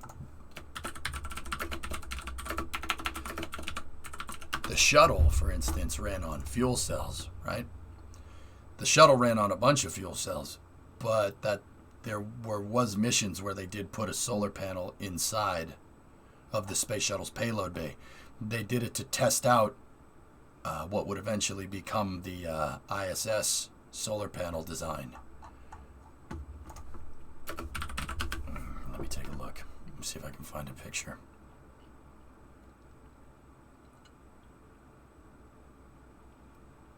I forget the mission, to be honest with you. I forget what mission it was. They put a solar panel inside of the shuttle's payload bay.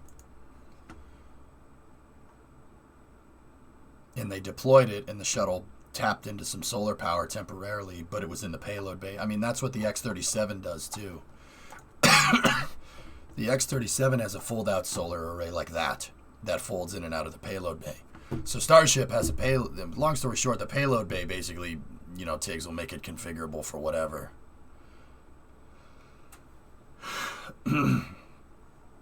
See? The shuttle had a mission where it did this, but it was a retractable array. It went straight up out of the payload bay. How far off do you think they are from building these in a real clean factory setting? We're a little ways out cooking. We're a little ways out, dudes. It's going to take a little bit of time. Remember, these are all prototypes. This is just prototyping. I think that high bay will have, with the high bay, you'll start to see stuff. OAST1. Thank you, Thomas. Unfortunately, there's really no pictures of the whole thing now, is there? Because nobody was able to go outside the shuttle and take a picture of it with the solar panels deployed.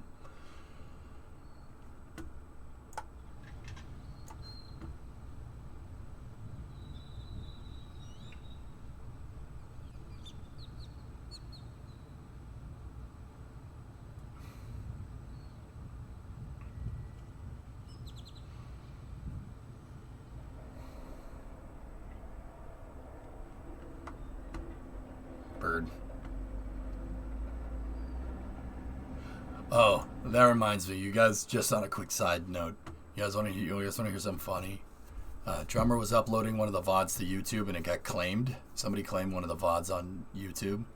And it was the VOD where I showed off a Ford truck commercial with the twin I-beam suspension and how it works. Somebody claimed that. Yeah, somebody claimed ownership of a Ford commercial.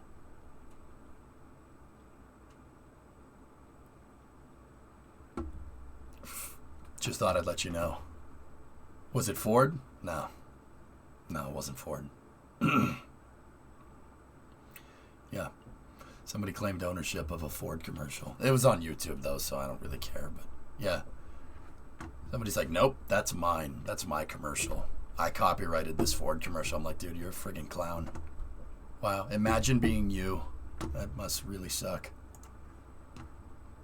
If you're using it for education, isn't that fair use? And here, Game Coder illustrates why DMCA is dumb. Was it the marketing agent? No, it was an individual person, Barak. And don't get me wrong, that individual person could have been the marketing team, etc., etc. But I get it. I understand. But also, I think that's really funny. Because I didn't even bother to see that I was using it for educational purposes. But it's fine. It's all right. So you didn't dispute that? The only thing that I should be disputing is how stupid this person is, Reveril. Because don't get me wrong, I mean, yeah, I guess if you can prove ownership of that commercial, sure, why not? But why, though? Like, It's like a 15-hour VOD. You're claiming a 30-second commercial in a 15-hour VOD. Bro, you want me to give you $5? Because that's probably the amount of money that made. Oh, you want to give you $5? I'll give you $5. Like, all right. Disputing is literally just pressing 1 or 2 buttons on YouTube. I'll take care of it, dude. Don't worry about it. With my properties, yeah, I know, Smirks. It's funny as hell. I think that's really funny. Don't get me wrong. I guess the guy's in the right, I suppose, if you want to be like that. But I mean, guy wants a couple of pennies. I mean, how cheap is my content? How much do you think I make in a minute? $5, $10, something like that. Maybe 20 on a good day.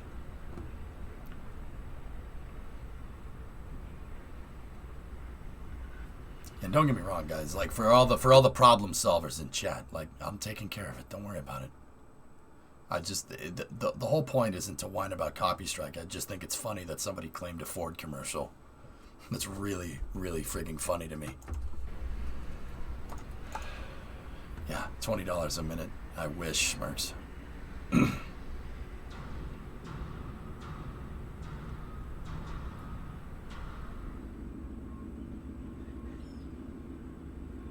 It's just people set in their old ways, man. That's fine. I know, Was. It's pretty cool.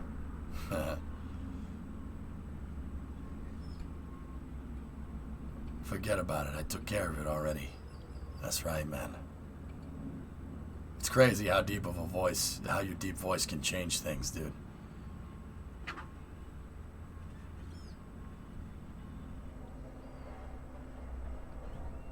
Yeah, Reveril, I know. You know, I told you to stop problem solving for me and just let it go, and you did the opposite of that. That's funny. I'll take care of it, man. I told you. I don't know how many times. You don't need to explain yourself. I get it. I'm not looking for a solution here. It was a joke, bro. It was a joke. Oh, don't worry about Omar. He's not with us no more.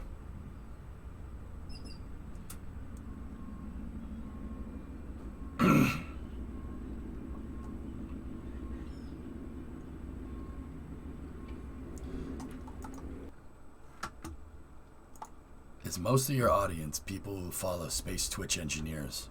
Constababble, most of the people in here are just fans of spaceflight and just Kerbal. That's pretty much it. We're just all a bunch of space nerds, and it just seems to, I just seem to provide the venue for the conversation. Yeah, mark it there. Yeah, there's another picture. Maybe he was just a Chevy fan. Yeah, it's possible. Those damn dirty General Motors owners. You make one more move on me, you melon farmer. I'll frickin' bury you. Less well-informed space nerd reporting in.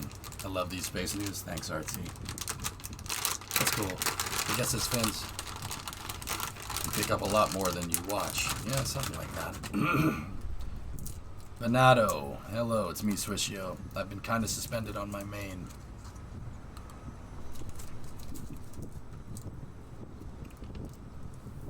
Swishio. Okay. Careful with ban evasion on Twitch, dude. They take that seriously. You wouldn't want, you know, something bad happening to you, you know?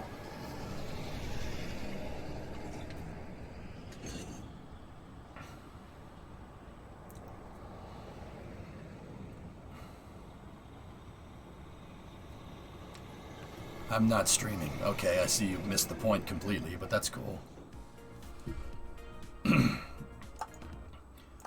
Alright. Somebody should put you in, but nobody puts CJ in the box, okay? What's the one that we just watched? That one? Alright. Let's see what else we got. We got a little ways to catch up here.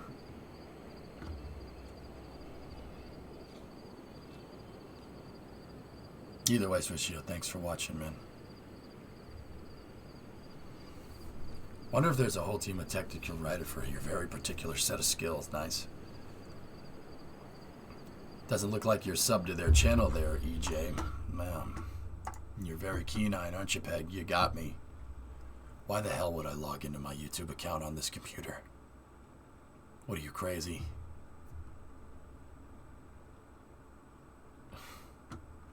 Nah. I don't, dude, this main computer right here, this is my business computer. I don't log into anything. The only thing I have logged in on this is Twitter. It's just so I can get the tailored feed. That's it. I ain't logging into YouTube. I have that on my other computer.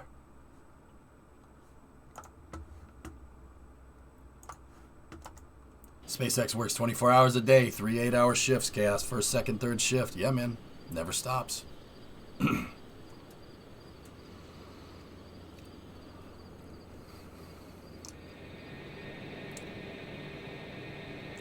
This rough voice alter ego, EJ. Yeah, dude, people respect the deep voice more, Entropy, and, you know, that's really funny to me, actually. You know, you wouldn't think, but also at the same time.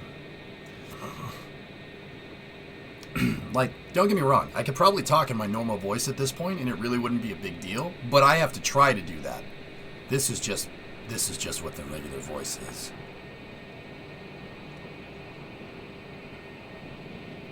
Like, I can go back to talking normally, but I actually have to try, and it's putting strain on my actual voice. So I'm just talking like this.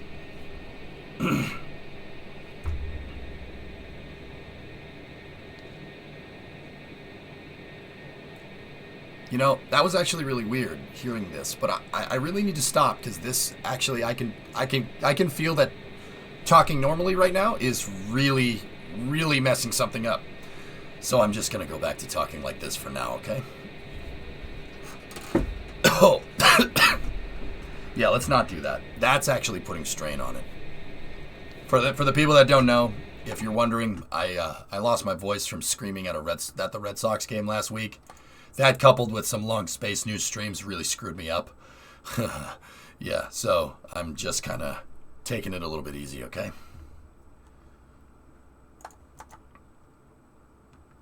It's such a dramatic shift when you shift back and forth. Yeah, this is what's comfortable right now, so that's why I'm going to do it.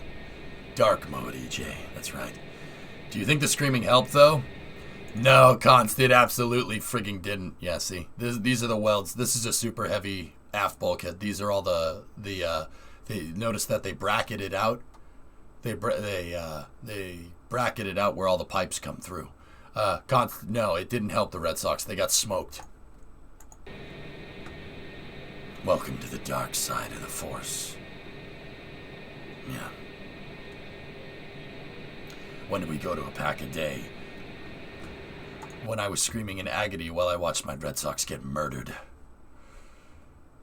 I will vow revenge on the team that took away the Red Sox postseason from me. Hey, Zeon, 12-month resub. Thanks for watching.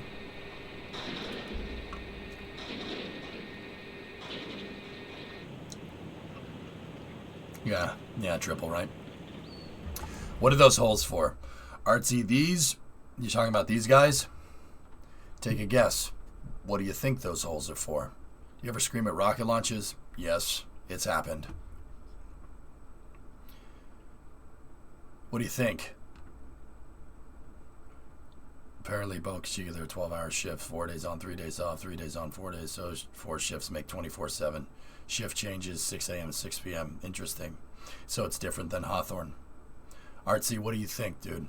Really don't know.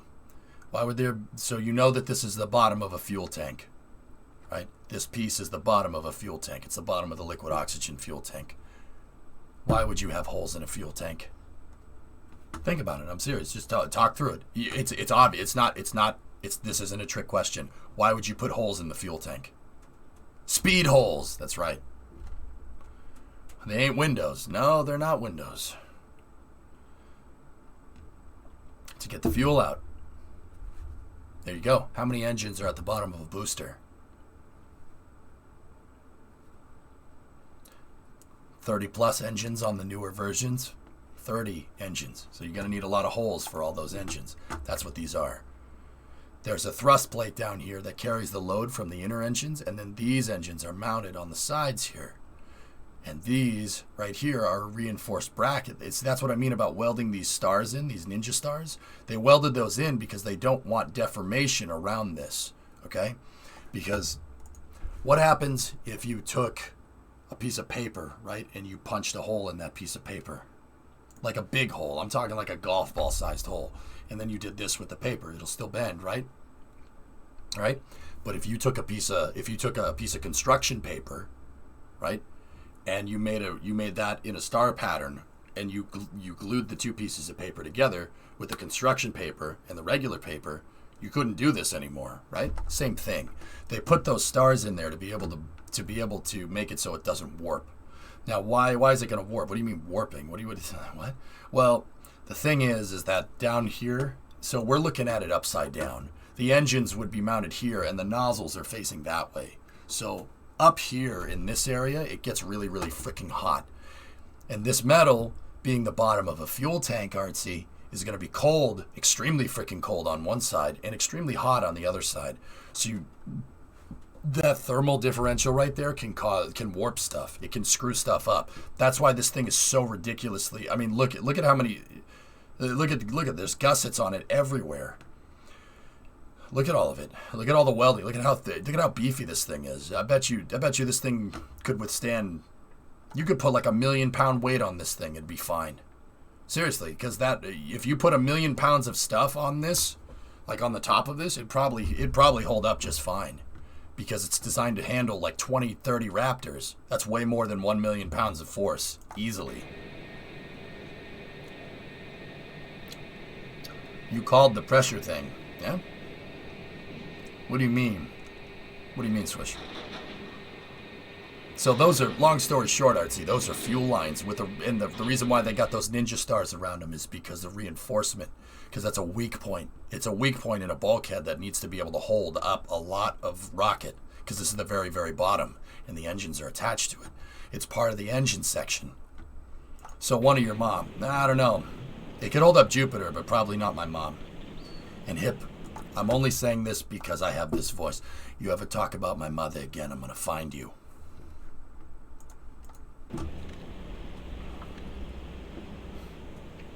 Don't you ever talk about my mother again. I'll forget she was so nice to me. I'll freaking come and find you. You understand that?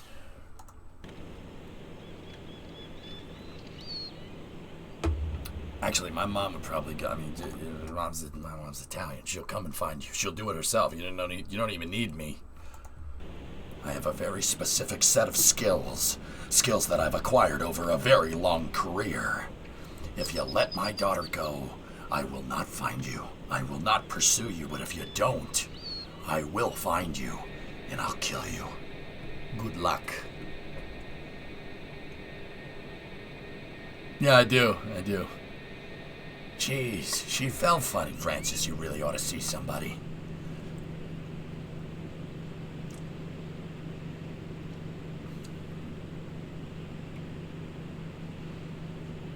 Yeah, pretty much, Loveboy, right? See last. What do you want? What do you think the TWR will be? 33 engines, assuming we could come up with a rough guesstimate. The Raptor engines want to go up. I think they said they want to go up to about, 2 tons per? So 2 tons of force per, times that by 30, so we're talking about 60 metric tons. So that's 60 meganewtons. Hey, Owly, 11-month resub. So 60 meganewtons in pounds. Meganewtons to pound force. 13 million pounds of thrust. That's where they want to. That's where they want to be with super heavy. You're probably not that close. They're probably at what would you guys think? 8 million, 9 million pounds of thrust, maybe 10 million. The Saturn V has 7.5. The space shuttle has 7 million. So, I mean, that's what I mean about adding TWR Hellfish to your second stage. To your first stage. Name of the game, SpaceX figured this out with Falcon 9. The name of the game with Delta V with your first stage is thrust to weight. Get out of the atmosphere as quick as you possibly can.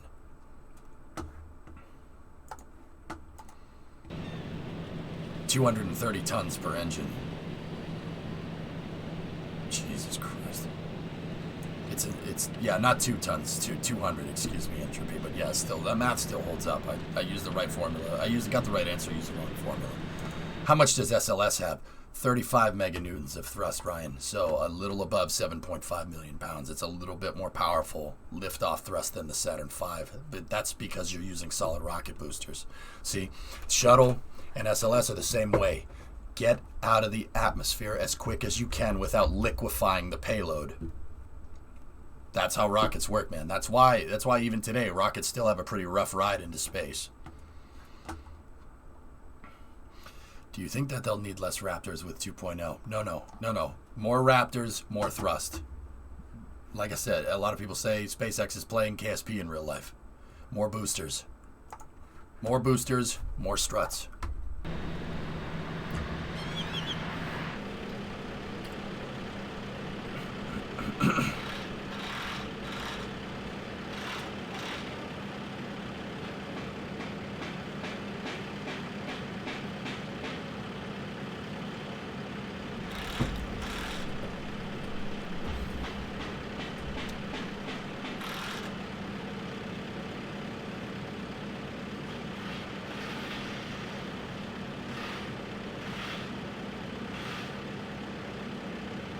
There's the pulley. So get the max U 900 feet up. Got it. Hellfishly, yeah. Not necessarily. I know you're joking, but think about it like this. Starship is an upper stage. That's the size of the external tank. It's literally like the shuttle with the ET attached to it, right? Only the way Super Heavy is set up, right? It's like having a fully fueled external tank and shuttle at main engine cutoff. It's a lot of fuel to move. You need a lot of TWR to move something that heavy, or high mass, I should say.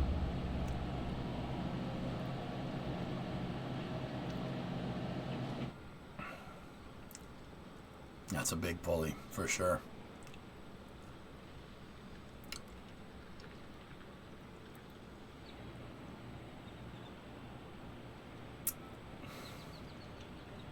So the pulley ends right here, and this thing is on basically roller skates that go up and down the sides of the tower. The pulley goes all the way to the top of the tower, and this thing basically works like an elevator. It's the same exact principle. It's the same exact principle, but I'm not sure if there necessarily is a counterweight in this design. How an elevator works, and this is the reason why elevators have weight capacities, right?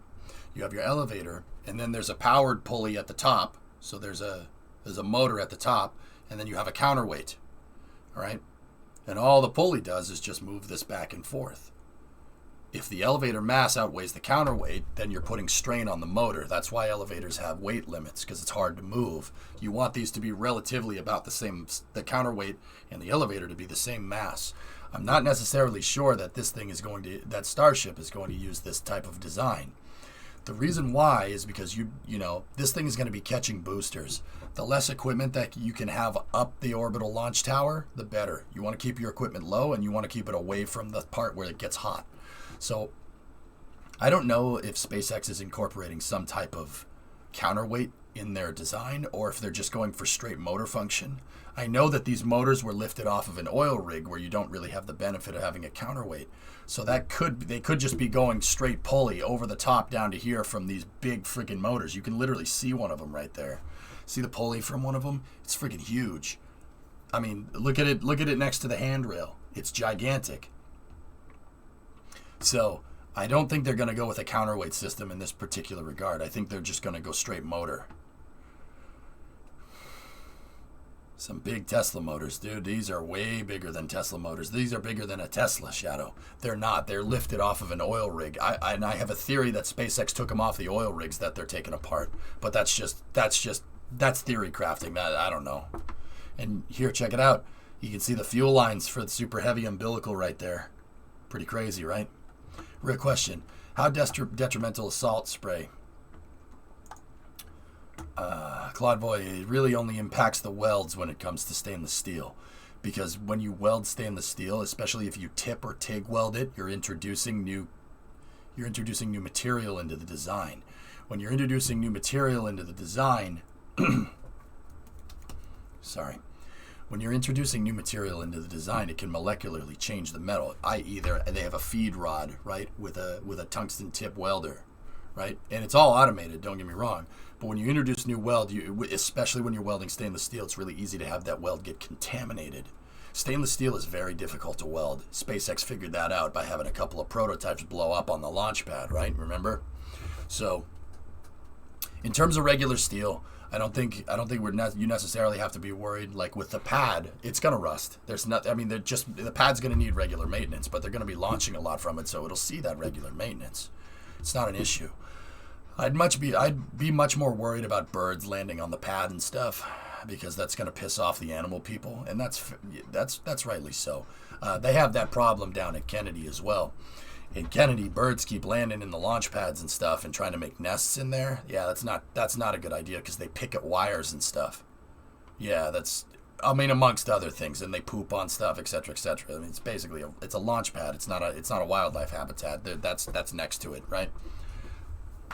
So I think the problems necessarily aren't going to come from, the salty ocean air, even though it probably is to an extent, right? But not so much with the spaceship. Stainless steel doesn't rust like that. Stainless steel, especially with the type of stainless steel that they're using, stainless steel will rust from introducing a weld in a non-gas purged environment. Stainless steel actually crystallizes if the weld is contaminated. It crystallizes. It turns to a rock. Seriously. It's really cool, actually. Here, I'll show you.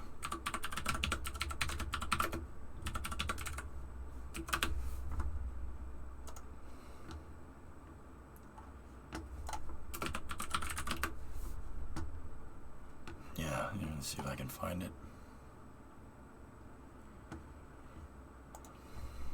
Yeah, this is a little bit hard to see, but that's crystallized stainless steel. See that?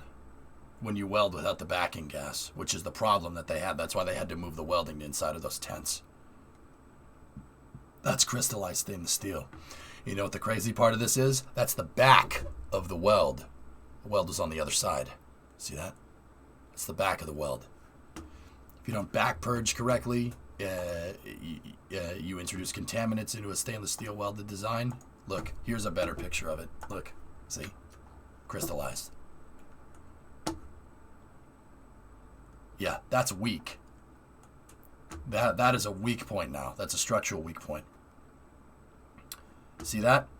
That's what you want. That's a back purge weld. You see how that still looks like metal? Because it is. You got good pen. The weld went all the way through the stainless, and it still stayed weld. It didn't crystallize. See that? Welding stainless steel is a friggin' art. That wasn't a Photoshop picture. That's what happened. That's literally what happened to SpaceX with their early prototypes. They welded them out in a friggin' field, and everybody's like, "Oh my God, they welded them out in a field. That's so impressive." No, that's what happened. Imagine what that's gonna do if you bring those crystals down, bring that crystallized thing down to temperature, down to like cryogenic temperature, and then pressurize it. It'll fail instantly, and that's exactly what happened. It looks like a crater impact site. What's up, Red? How you doing? Yeah, back purging stainless steel is good. This is what a good stainless steel weld looks like. See that right there? It should look metallic, because it is. If it doesn't look metallic, that means there's contaminants. And so you can also tell that this is a good weld, because with stainless and aluminum and everything else, you got to control the heat. Stainless doesn't do very well with warm. Neither does aluminum. They absorb heat very, very well. Stainless actually gets stronger when it's cold, believe it or not. Stainless TIG welds are, dude, capybara, now this is coming from the car world now. People that weld stainless steel are legendary. It's so difficult to weld that stuff. You need to really know what you're doing, man. And to the extent TIG welding in aluminum is a freaking art, but yeah. So, is it going to mess with them manufacturing near it? There are certain ways, but they moved all the ways that would damage it inside for the most part, or inside of one of the high bays, etc., etc. Cold, like locks cold? Something like that. Yeah.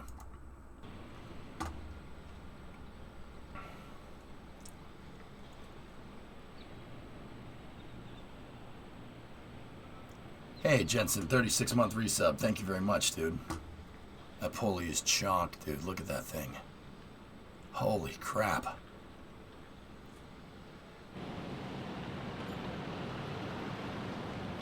I can only hope that in 20 years this is what my voice actually sounds like.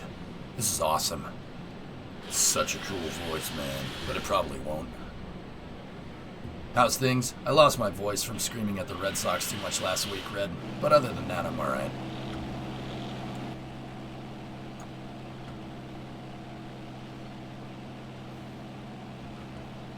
Bandit, what's Wayne saying? What's that tweet? Some folks have had to travel to Dubai, but I had the good fortune to spend some time reading a great book, inspirational, fascinating. Through the glass ceiling to a star. Oh, that's cool, yeah. Cool. Just take up smoking? Nah, I'm alright. Chad voice, go, EJ. That's right, man.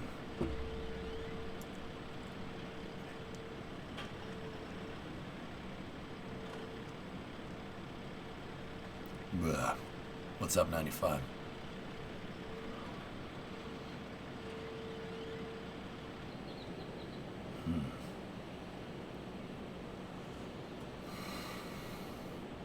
Hey, Jackery, I'm fine. How are you?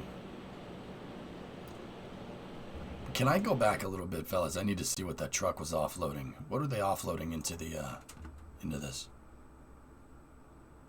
Oh.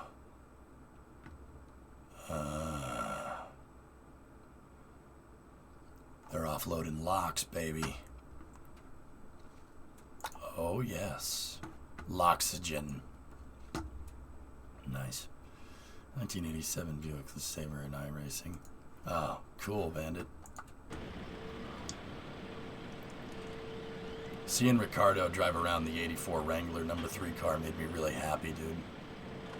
And even Danny said, dude, it's shifting the gears and driving it around. It's so much cooler. It's true.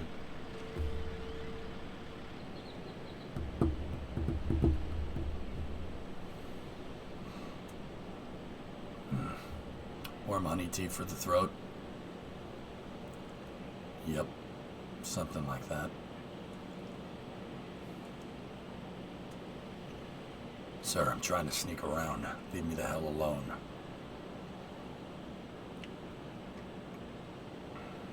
+1 for the honey counter. That's right.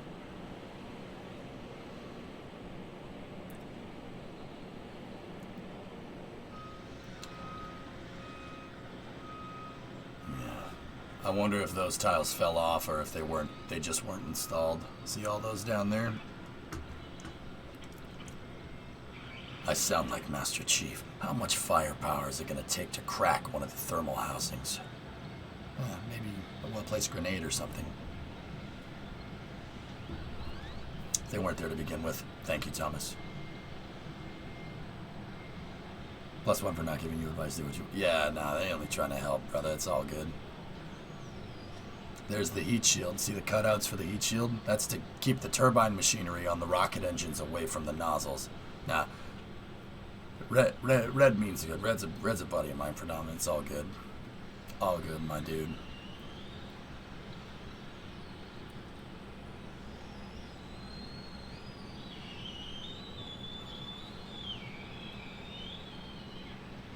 Do you have an educated guess on the orbital launch?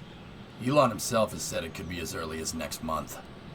But with the FAA, on the other hand, is going to take their sweet time with their programmatic assessment.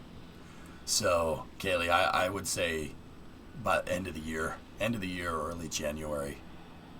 And that's not because of SpaceX. I mean, I thought that it was, but Elon said the other day, he surprised everybody, said that they're basically ready to go. I mean, we literally, I didn't think that was right, but we literally just saw them loading locks into the launch pad. So, are we? I mean, guys, what do you think this is? What do you think those trucks in there, you think they're there for fun? This is the orbital launch pad. There's the electrical building right there. You know it's the electrical building because look at all the damn window ACs that they have on that thing. See? See all the window air conditioners? That's electrical all day, right? And then there's their meteorological equipment right there. See that? It's next to the electrical building. And then you have your exchangers right here. And then you have the trucks loading locks into the pipes. This has to be, they're loading locks. They have to be ready sometime soon. They're going to have to do a pressurization test on the entire thing. But, I mean, them loading propellant into this whole thing tells me that this thing is close. I didn't believe it until I saw this and then also what Elon said.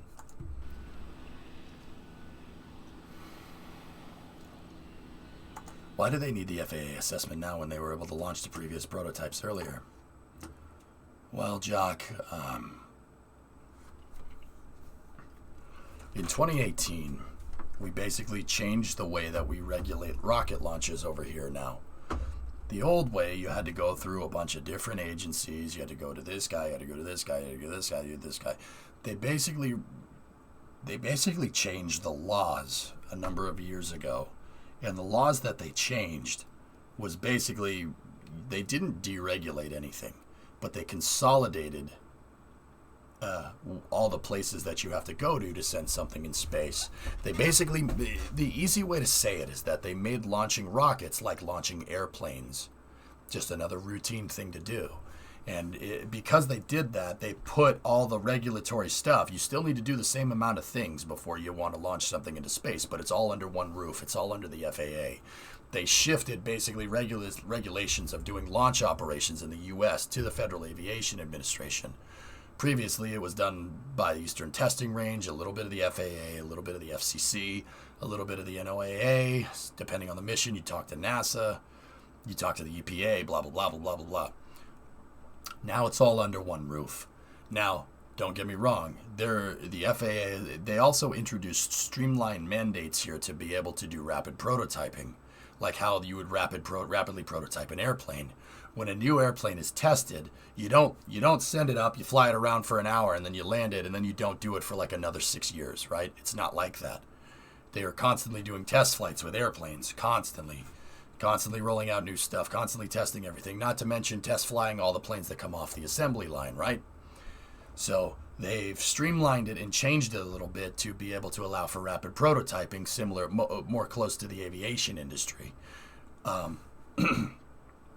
Which is why the FAA all of a sudden came out of nowhere and was like, no, you got to do this, this, this, and this, because that's, instead of SpaceX having to deal with the EPA, having to deal with the NOAA, having to deal with the FCC, and the FAA, and then their testing range on top of that. Now they just deal with the FAA. There's one intermediary between SpaceX and the government, and that's the FAA, which is a good way to do things. Now, once again, I think it's important to mention that the amount of stuff, the regulations that you need to do haven't changed. They just put them all under one roof. Because in the future, we want to see rocket launches like airplanes, right? I mean, and that makes sense. SpaceX has static fired all of super heavy engines at once. They haven't done that yet. What are the stairs for? Going up? I have no idea.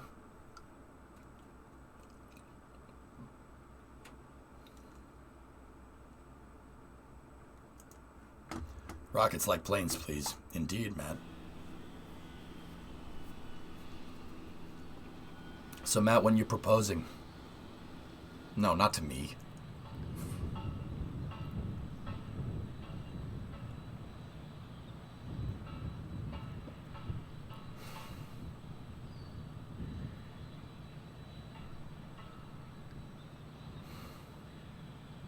It's funny, but you still didn't answer my question. No pressure on Matt there. It's not something that anybody hasn't been doing to me over the last 4 years, Red. When you propose to Primo, EJ? When you propose to Primo, EJ? When you propose to Primo, EJ? Yeah, well, guess what? Now I am the master. And honestly, Matt, a Seahawks fan, bro. See, at least I proposed to a Lions fan, not a threat, because they suck. Oh, you crazy, man. You crazy. Fox and I just became a couple. Give it some time. Yeah, I know, man. Congratulations. A Seahawks fan. What are you, nuts? That would be like me dating a girl from Kansas City. What are you, crazy? Nah, I'm good. Now all the when kids people can start up, though. That's right. Yeah, Matt, be sure to deal with that over the next couple of years. Yeah. You know, God willing, you make it that far. And I hope you do. I wish you all the best, you and Fox. That's awesome, man. Congratulations. Feels good, doesn't it? I took her to the Lucy launch, and you could say it took off. Because her name's Lucy, right? No, I'm just kidding.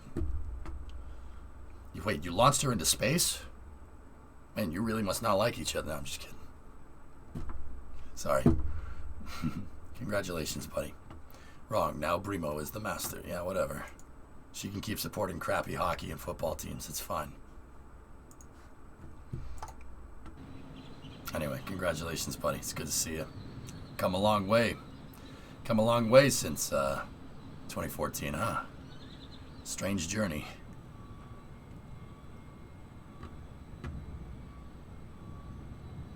Yeah, right, Vega? Yeah.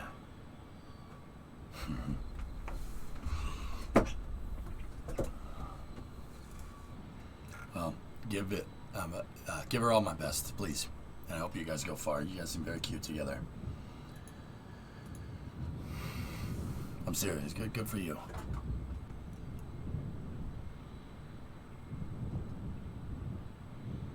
Let's see what we got here.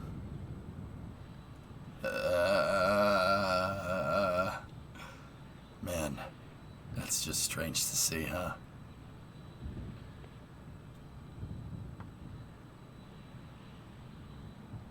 What do you think will be the configuration of the depot ships? Just one big fuel tank hellfish, if I had to guess. You're a swell guy, dude. I'm just trying to be a good person, man. Trying. Oh, that's nice. Why hexagonal tiles? Because they're using hexagonal tiles because it's easier to plaster them around on Starship's shape. Hexagonal tiles are more interchangeable with the shape that Starship has as opposed to a square. Hey, gah. First one date, then one house, and then one kids. That's right. Most of the tiles look better, but some of those gaps are way out of tolerance. Yeah. Oh, 3D renders now. Very nice. So you guys can see all these little scuff marks around the welds? These were machine welded, but then right after that, some guy went over these with an angle grinder and ground off all the crap off the welds. If there were any potential imperfections, they ground it off. It's called linishing a weld, just to be sure. You want to get all the junk off of it just in case there is any contamination. That's what all these grind marks are. And don't get me wrong, contamination is not a big deal. They'll probably x-ray these welds first and find out where there's contamination and then grind it off. But you see how some of it's ground off and some of it isn't, and some of it's ground off a little bit more. You want to linish back those welds hard to make sure that that all the imperfections are completely off. Grinder and paint make me the welder I ain't, yeah, right? It's X-ray from what I understand, Peg.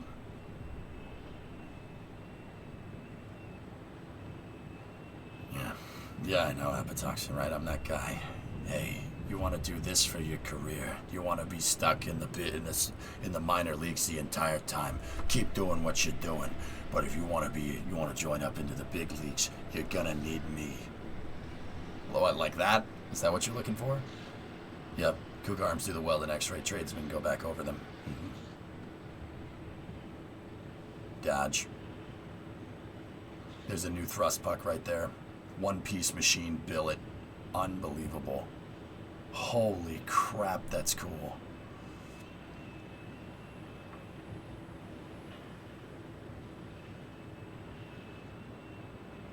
Look at the size of that thing compared to the people walking around it. That's absurd. It's Booster 9. Booster 9 sits a 13-engine puck. Yeah, I see that. Giga warning, loud sound. They tested the hex tiles before. I know that. I know what you're looking at, Forge. It's where they take the roofing torches to the tiles. I don't want to... Yeah, every time I put that on there, it hurts. I talked to my dad, who does a lot of work with machine shops, about how much one of these things actually cost. Guys, yeah, one of these bad boys is probably like $13,000, $14,000, $15,000 piece, easy. I mean, and you know it was milled because see the bullseyes. That was a drill bit just milling out chunks of this thing. This thing started as a big block of either stainless steel or aluminum.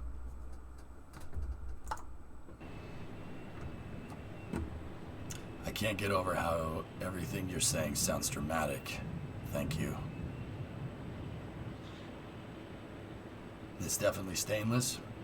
It looks like stainless. Dude, if it's milled stainless steel, that's even crazier. Billet stainless, that's unbelievable. That's probably more expensive. Oh, dude. See all the cool designs? That's how you know it was milled. That's really gnarly. Holy crap, man.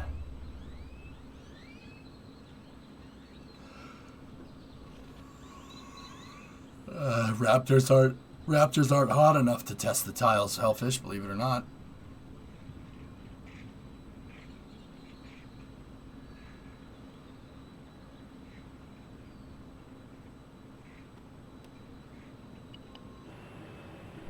That's crazy.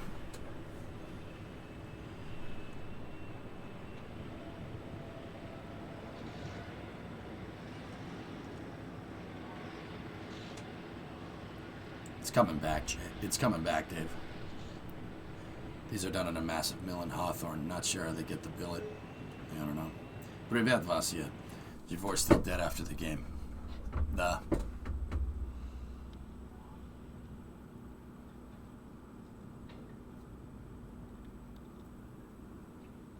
Yeah, man.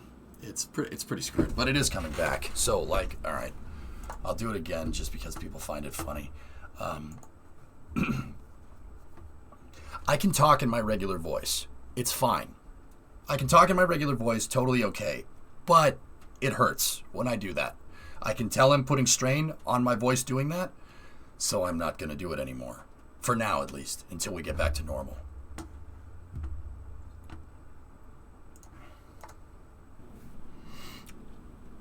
I can tell that that's hurting something, so I'm not going to do that.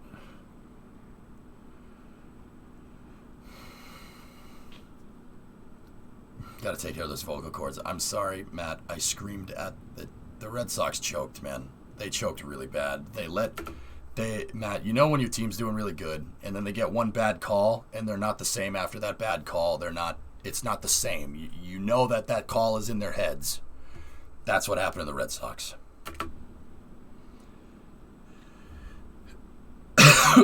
Yeah, of course. You're a Saints fan. That's why I mentioned it. I know. My voice is also dead and I start coughing. See, trying to talk in my normal voice, look what it did. So, yeah.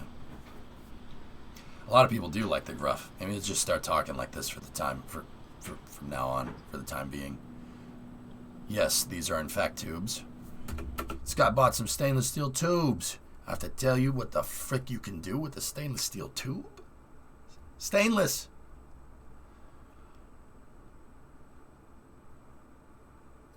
Oh God, no, RB, no, RB. I know exactly what you're talking about, but also no, but also. Is there any way that NASA could move as fast as SpaceX if they didn't need to worry about public perception of them losing a rocket? It's not even about that, Ryan. It's about direction and deadlines. NASA can move fast, but what NASA does is scale their deadlines and expectations to whatever their goal is. NASA has gone as fast as SpaceX before. During the Apollo program. NASA also crapped out the shuttle in less than a decade, 72 to 81, from a drawing to the most complicated orbiter ever devised in less than 10 years. NASA can do it. They can do it. They just need some deadlines. That's all. You got to have a goal. That's the big problem with SLS. There's no really stated goal except for the Artemis program. But even then, if I ask the average person, hey, what's NASA's new SLS rocket going to do? They're going to be like, eh. Whereas if I ask somebody, hey, what was the purpose of the Saturn V? Everybody knows what the purpose is. Even 50 years later, people that know nothing about space. The Saturn V was designed to go to the moon. Simple as that. Our machine shop uses $125 an hour for quoting for large surface machining work, and that looks like 50 to 80 hours of mill work, so $6,200 to $8,750 in just cost the milling. Yeah, killer fun. My dad was telling me like 12 to 15 for something like that. But yeah, I mean that seems to be concurrent with what you're saying. Did you say crapped out the shuttle? Yeah, well, not crapped out the shuttle, but you know what I mean. It was a figure of speech to try to elicit the fact that NASA seemed to just come up with the shuttle out of nowhere. You know what I mean? Will the lunar starship be more complicated than the shuttle? I don't know. This is approaching shuttle complexity, O-Force. That thing is approaching shuttle complexity. It's not there yet because it's not fully operational.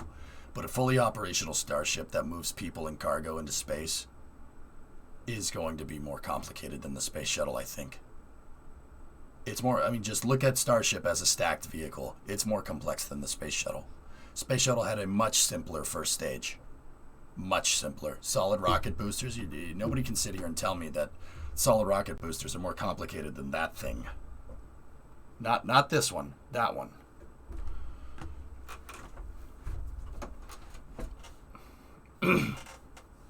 How long did the Saturn V get from drawing to rocket? The Saturn V came on the books in 1961 after President Kennedy said we're going to go to the moon by the end of the decade, and it first flew in 1968 on Apollo 4. Or it may have been 1966. It may have been late 67. 6 to 7 years. I actually talked about this just on a quick side note the other day. The shuttle was 9 years. The Saturn V was 8. 7 to 8 years, depending. Like if you want to count Apollo 11, right? SLS is about that. 2013 to 2022, 9 years. It's about right. And considering that SLS has been hamstrung at every freaking corner, it makes sense.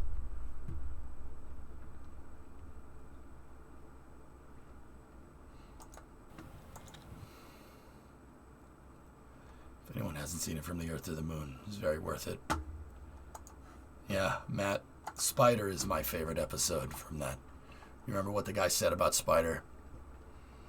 You know, when he's like, what is he doing? He's taking a second with it.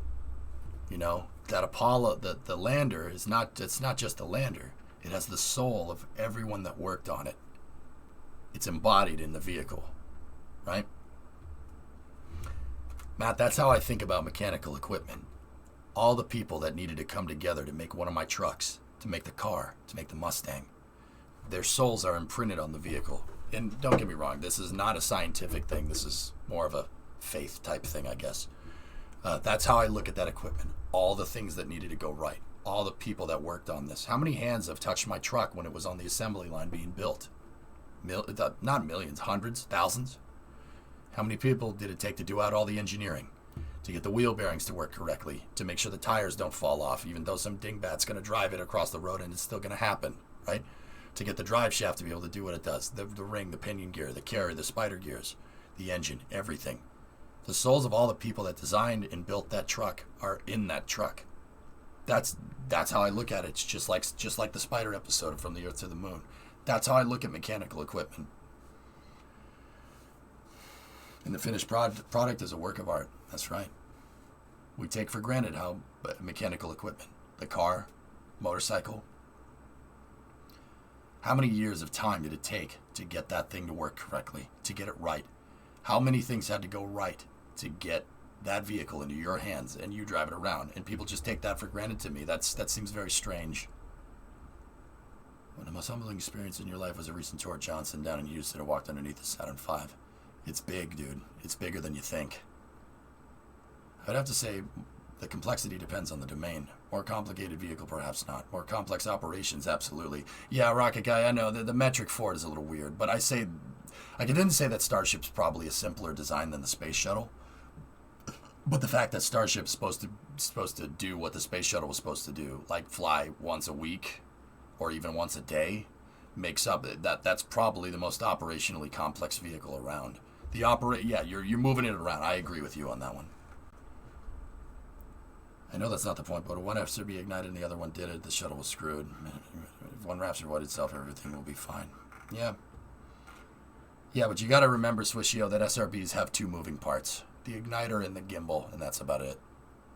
Two moving parts is a much smaller thing. There's less parts, less likely for it to go wrong. That's why they never had a problem with one SRB igniting and the other one isn't. The other one not. Hell, the nuts and bolts alone is easily 100 people. That's right, Jackery. How many stuff needed to go right? All the people that touched it, all the people that put it together.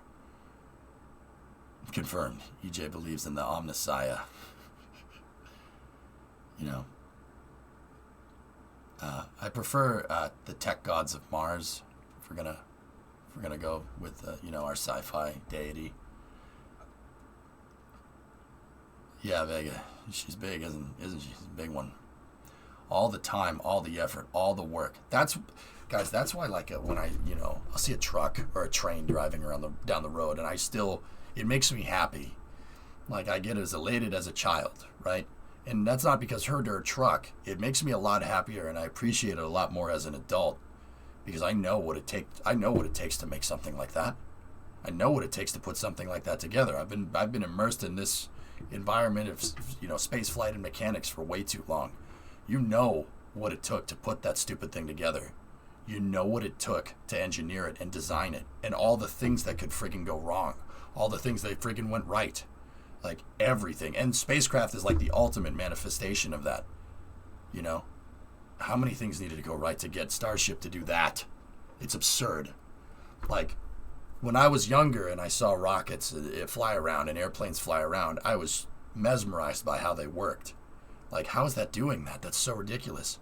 And then later I figured out what it's doing. I figured out what it's doing and why it's doing it and how it's doing it. And you know what? I'm even more mesmerized. I know what it's doing, and that's even crazier. That's even crazier because at least with, when you're a kid, you don't really understand aerodynamics, right? Like, but now that I do, and the fact that the whole thing works, and it works just fine, it's like, wow, it's pretty humbling. It's a pretty humbling thing. But I'm also, like, mesmerized by it. It's unbelievable. There's a classic essay, I Pencil, about how no single person knows how to build a simple pencil. Just imagine. Yeah, exactly. That's right, Staples. Mm-hmm. Has anything happened with SLS since they completed stacking? They're doing closeouts, Ryan, and they're going to get ready to move it to the pads soon. Landings in the 60s, Grab Shark, with a digital processor in the 60s. How did they balance the mass of that damn spaceship? It's unbelievable. Unfriggin' believable. But Matt, yeah, from the Earth to the moon, dude. I remember that one time a truck passed by at TwitchCon and you stopped in your tracks going, truck! Yeah, I know all the things that, you know all the things, Matt, when you take something apart and you put it back together, it's just, somebody basically did all the engineering for you, right, with all my trucks, right? But knowing how the damn thing works and seeing it in pieces and putting it back together, it's a humbling experience. Because then you think about the amount of cars that are out there. There's millions of them, just in the U.S. There's 300 million people in this country, and there's literally enough cars for everybody to have a car, almost. Not everybody owns a car, and I understand that, but you could. Cars are affordable. You can go buy one. I'm in $2,000 on the truck. I bought it for $500, right? I bought the Coronet for $1,400. And those cars aren't a simple piece of equipment. It's not like you're buying a damn shovel. You know what I mean? You sound different. Yeah, I decided to use a voice changer pit. Yeah, throw people off the trail. What trail? Don't know. No, pit, yeah, see what Buck said. But yeah, man, I firmly believe that. I believe that with the space shuttles. I believe that with SLS. The millions and thousands of people that needed to come together to get that thing to work correctly. The shuttle especially blows my mind. There's so much stuff. It's so ridiculously complicated.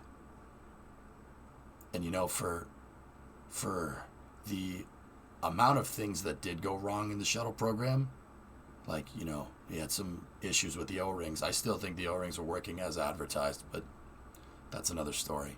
The thermal protection strikes. all the bad stuff that happened with the program. But I mean, that's only one or two things here and there. There's only a couple small things here and there. A couple, millions of things went right for the shuttle program, and like one or two things went wrong, which is unbelievable to me.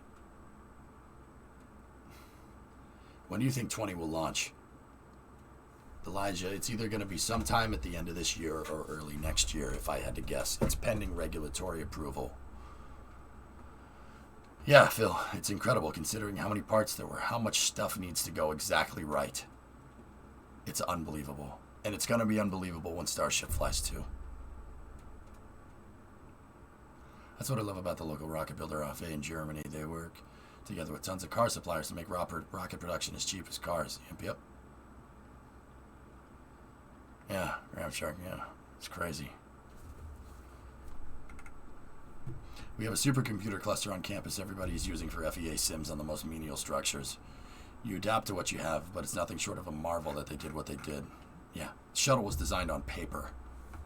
Same with Apollo. Unbelievable. That's just not possible. If anything, I have more respect for the guys that handmade a goddamn computer. Seriously, it was handmade by people at MIT. Unreal.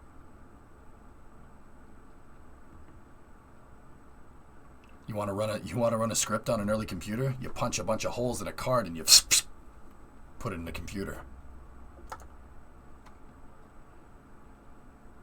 Yeah, I've seen that, Graph Shark. Yep. It's baseball, Elijah. Yeah. The Iowa had a computer. Yeah, but it was a mechanical firing computer to do the trigonometric functions out, Jim, so they could target stuff at long range. But it's still, I mean, even that's still amazing. Even like a battleship, same thing, dude. I'm just mesmerized by how complicated the thing actually is, but how seemingly easy it works. Like, dude, when you turn the key on a friggin' car or push the button nowadays, like, even on a Tesla, all the stuff that needs to go right to get that to work. But I mean, then again, laws of physics are pretty straightforward and not open for interpretation. So as long as you're working within the confines of it, it should work every time. It's like what I told Brimo about flying when Brimo's like uneasy from flying, right? Not anymore. She's fine now. Like, not that I cured her or anything. Like, oh my God, you cured it? No. Her and her mother were like, hey, what's turbulence? I'm like, well, turbulence is hitting disrupted air. You're hitting air at differential pressure. So the plane wings go from working to not working just for a second, and then they go right back, right? That happens. If you didn't experience at least some turbulence on a flight at some point, that means physics has stopped working. You have a lot more important things to worry about, right? That's the right way to look at it. Turbulence is something that happens. That's like being on a boat and not having the boat rock. It's something that happens, so don't worry about it. If it's happening, that means the plane's flying correctly. Because a plane shouldn't hit low pressure and nothing happens. If a plane hits low pressure and nothing happens, you don't get turbulence, that means the wings aren't working. Yeah, that's bad. That's bad. You don't, like I said, more important things to worry about. It just works. Yeah, right. RFI for long-term SLS stuff. Novus, I saw this. What is this about? Is it about opening SLS for commercial missions? Because that would be pretty cool, man. I wasn't really sure what that meant.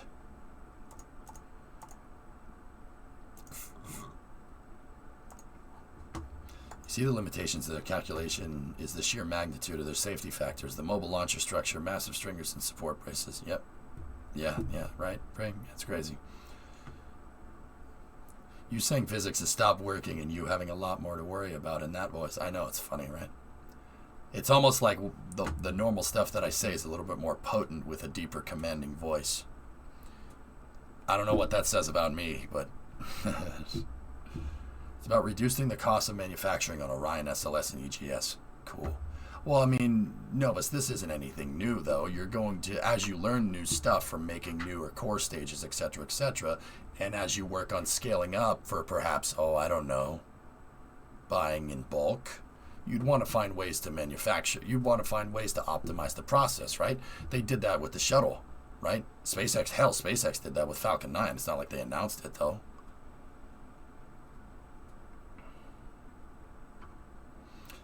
Some people will say the lack of abort system will be the downfall of Starship. Thoughts? Pop, that leads to that. Okay, we'll break that down. Why do people think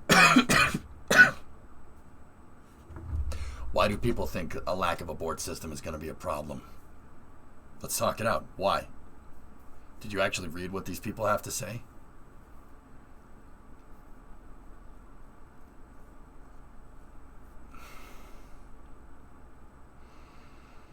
So, I've heard the first page or two has some good info. All right, Novus, I have it up. We'll check it in a second. People can die is the only argument I remember.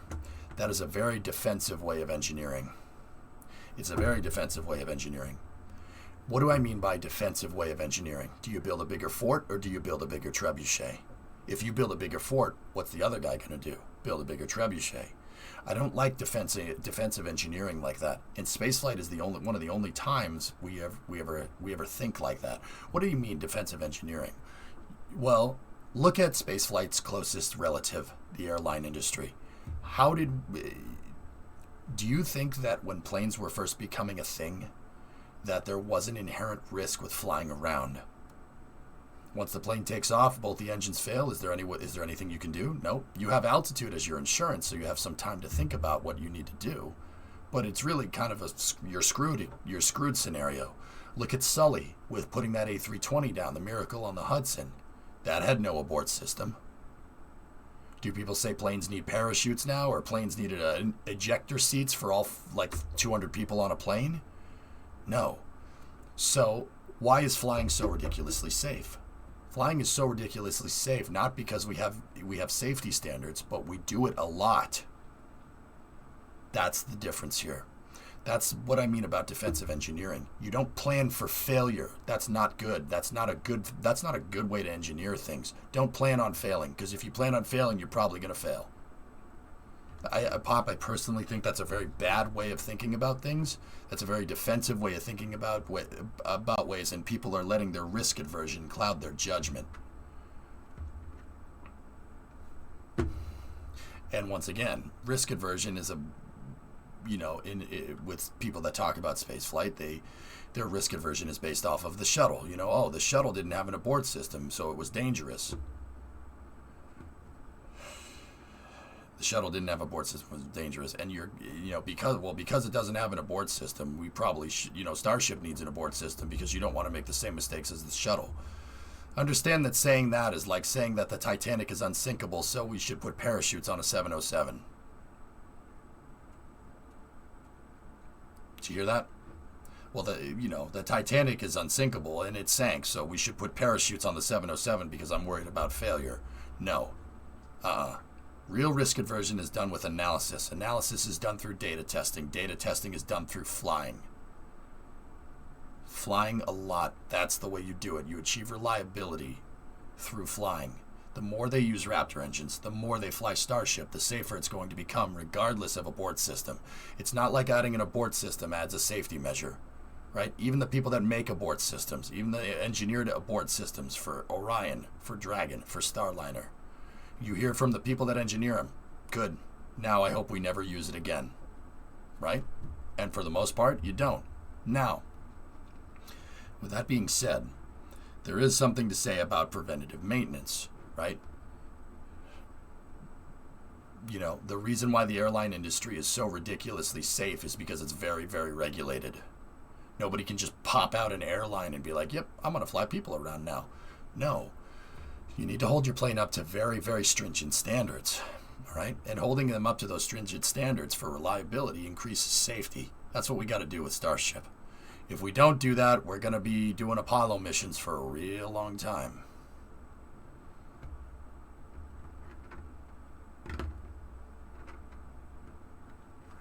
I think Starship needs to fly 10 to 15 times to launch before humans fly on starships. I think that's incorrect, W. Elon himself has said it'll fly hundreds of times, dude. More than that. Way more than that. If you want to go further into space, guys, we got to start treating space flight like Star Wars, basically, where you just get on it, you fly on it like an airplane. Fly up into space. Oh, I'm going on a 2-week vacation to the moon. Stuff like that. Hey, Phil, what's going on?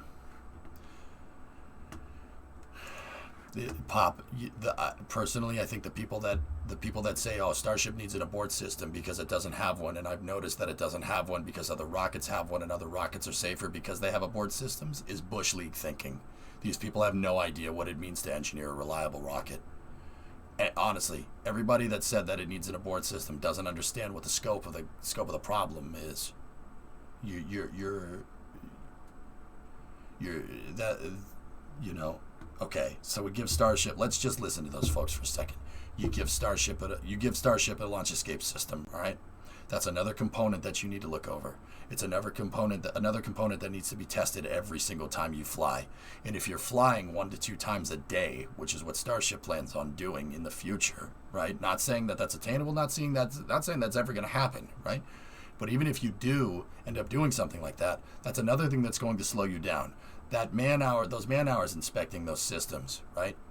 Inspecting those systems, making sure they work, making sure that they're well maintained, etc., etc. Does the system have a shelf life? Is it using solids? Is it using hypergolic systems? Now you're introducing more propellants, different differential propellants on an all-methane system. What are the long-term effects there? No, that's not a good way to think. That's defensive engineering. Defensive engineering never works. Okay? Ask the people that engineered the Maginot Line. It doesn't work. Don't do that. That's not a good way to think, especially when it comes to spaceflight. You don't think about it that way. Everybody says, oh, the shuttle was so unsafe. The shuttle was so unsafe. What was unsafe about the shuttle? Oh, well, the O-rings. The O-rings worked exactly as they were engineered to. They failed under known failure modes. So what's wrong with the O-rings? Nobody can ever answer that question for me. All these people that say, oh, the shuttle is dangerous. SRBs are dangerous. You shouldn't launch people on SRBs. Oh, yeah? SRBs have moved more people into space than any liquid fuel rocket engine ever. So how dangerous are SRBs? Oh, but the O-ring, yeah, so they were working as advertised.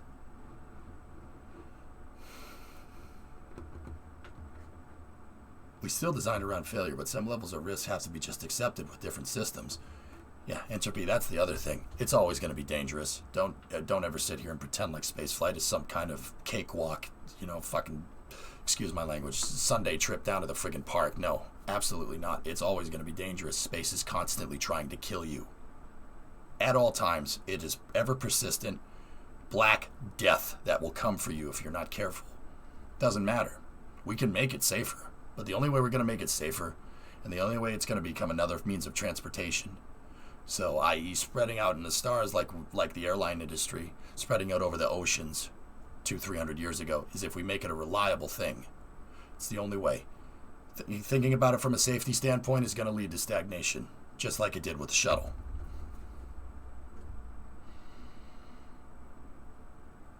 You build once again, I don't mean to attribute this to military doctrine, but you build a bigger fort, someone's going to build a bigger gun. Every time. Every time. I mean, look at that type of meta can be traced back to medieval siege. You build a bigger castle, I'm going to build a bigger trebuchet. Simple as that. So I think these people that the folks that, oh, well, Starship needs an abort system, at least initially. No.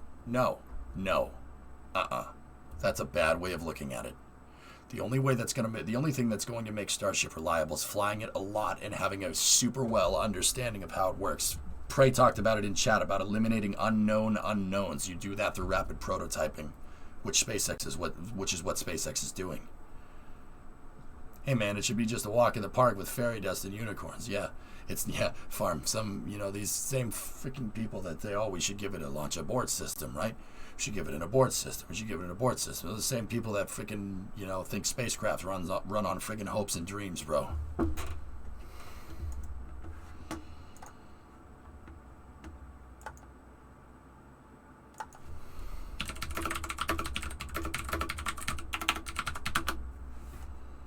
right.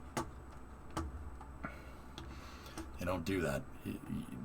I think that's a very stupid way of looking at it, and that can lead to stagnation. You really want 2001 where you can buy a plane ticket and go into space. That's the way forward. You know how I know? Because that was the way forward with planes.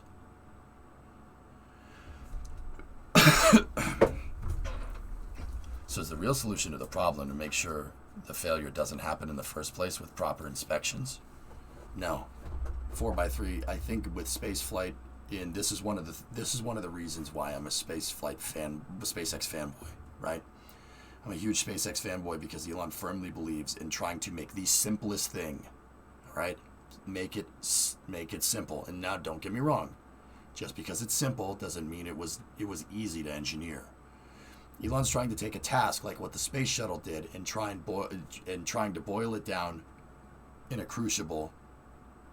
Basically taking the shuttle, melting it down, and seeing what's left over after you boil it in a crucible. That's what Starship is. Okay? I think that's the right move. And I think this is a very, very good thing with engineering. Anybody can make a complicated piece of equipment. It takes a really good engineer to make a simple piece of equipment do a complicated task. That's one of the things people learn about in engineering school. Any idiot can make a Rube Goldberg machine. Anyone can do that. Right?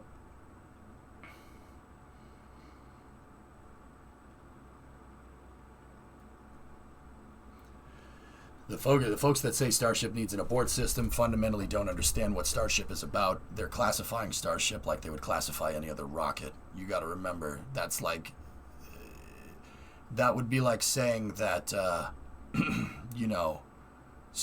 707 needs a propeller engine as a backup because, having multiple propeller engines in the past has showed to be safer. It has to have a propeller engine. It's like, dude. No, it doesn't. You're fundamentally not understanding what Starship is supposed to do. It's supposed to be a game changer, guys. We watch these Boca Chica videos daily, and I know that, I jerk Elon Musk's chain on here all the time. But what you're seeing unfold in front of you is literally going, guys, this has the potential to be just as much of a cultural impact as the Model T or the 707. You're seeing it happen in front of your eyes. It's pretty damn special to watch. Any idiot can make a bridge that stands. It takes an engineer to make a bridge that barely stands. Yeah, that's right.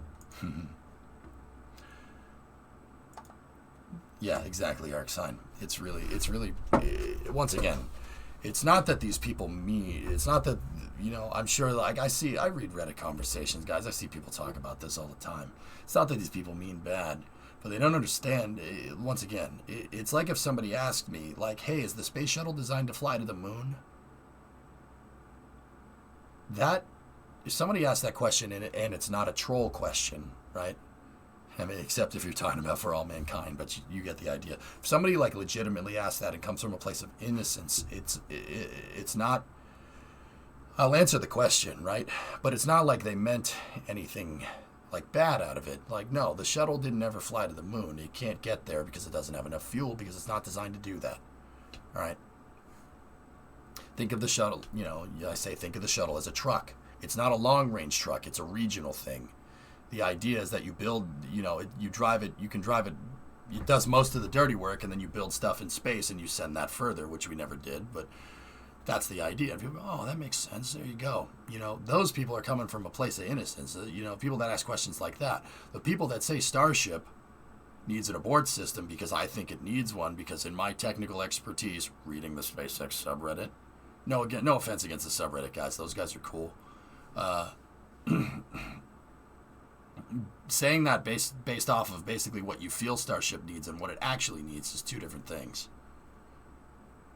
I know some of the guys at the SpaceX subreddit. I don't mean to harp on them all the time, but sometimes I just can't believe people can be so arrogant. They can be so ignorant to a freaking topic and speak with such confidence. It's weird, man. But hey, it is what it is. But I watched a documentary where they landed on an asteroid. Nice. Trying to engineer an abort system into Starship would make about as much sense as putting parachutes on Falcon 9's first stage. I don't know why I read that as pancakes, but whatever. Yeah. Anyway. Yeah, Pop. What do I say to those people? I say they don't know what they're talking about. Yeah. Not necessarily. And you know what the messed up part about it, Pop? You know what the messed up part about it is? SLS should have a launch escape system. So should Falcon 9. So should Falcon 9 with Dragon and Starliner. They should all have that. Oh, absolutely. Why the heck would they not? You have to have an abort system with those types of rockets. Why? Because they're not Starship. They're a more conventional rocket as we know about them today. Starship is the future, where we operate rockets like airplanes. Differences. Big difference. Dragon having its integrated launch escape system, the Super Dracos on the side, oh yeah. If somebody came, the flip side of that is that if somebody came up to me and said, oh, Dragon's super reliable. Dragon's super reliable. They've launched a bunch of people on this thing, and they've never used the abort systems. Why do we need abort systems? Abort systems are stupid. I would look at them like they're nuts. I would look at them for equal disdain, because they don't understand the context of it.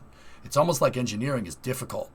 Engineering is difficult, and it's very conceptual based. You ask an engineer to build you something, hey, can you build me a spaceship? You know what the first thing they're going to ask is, okay, what are you trying to do?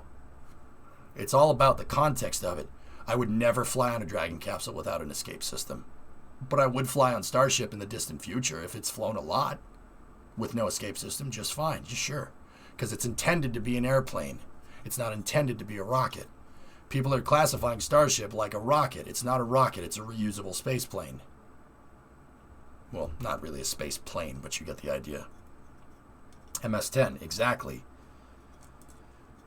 MS-10 is a very good example. And it's funny, Roblox, because I was reading a thread about this on Twitter one time, right? And people were like, MS-10 shows that we need escape systems on everything. It's like, oh. Soyuz is how old? It was designed to have a launch escape system on it. Starship is designed not to have a launch escape system on it. You don't go and add stuff to something that wasn't intended. That's a bad idea to do with spaceflight. This is not Starship, all right? It's completely different. It's a completely different thing. Saying that, this doesn't need an abort system is like saying, oh, my car doesn't need tires, okay? It's safe enough without the tires. I mean, could a car work without them? Yeah, probably. Sure. I mean, if you just had wheels, it'll work. It won't work as well, but it's a little bit.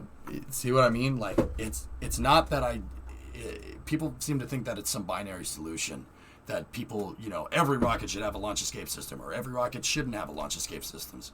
It's dumb. That there's no subtle with this. It's a binary thing. Discovery, with a lot of these people, which is hilarious to me. Hey, Shatter, my plane can't fly without engines, technically. My plane can fly without engines, technically. So can Starship. The truck did okay with that one. Yeah, that's right. I mean, just look at NASCAR engines. They weren't meant to have tapered spacers. Yeah, you're not wrong. You notice how in Hidden Figures, John Glenn gave more attention and respect to the computers. The actual people computers, not the IBM. Yeah, of course. Would I want to fly without engines? That's a different story. Well, what's your altitude, Shatter Mage? That's really the deciding factor. But I mean, Shatter. The other thing is, at the end of the day, and this might sound a little screwed up, and I don't. If I'm in the wrong here, you tell me. At the end of the day, dude, there's, you could have one of the safest industries in the world, which yours is, right? Like stuff can still go wrong, dude. It happens. It happens all the time.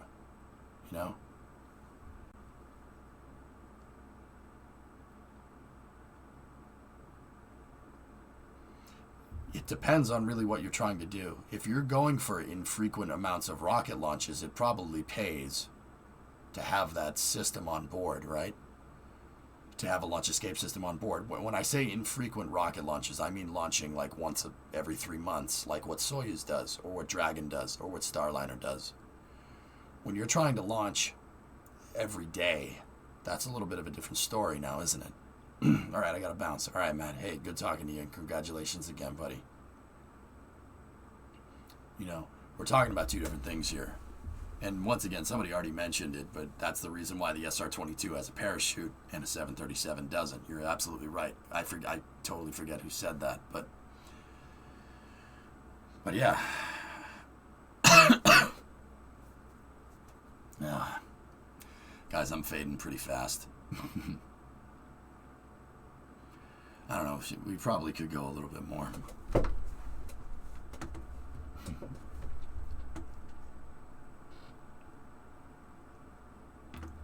Starship perhaps separate free fall and flip land with the engines in case of a Super Heavy malfunction. Well, the idea is that the engines won't be there if Super Heavy decides to void itself floating.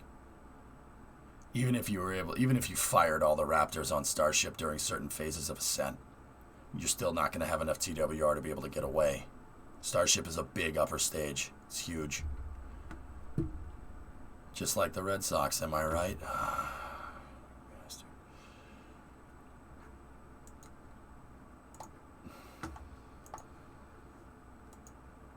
Anyway, actually, you know what? I want to see this SLS stuff. Let me take a look at it, Novus. Let's see what we got. I said we'd do this. I said we'd do this now. All right, let's take a look. So, NASA Exploration Production and Operation Long-Term Sustainability Request. Is NASA making a second mobile launcher? Yeah. Mm-hmm.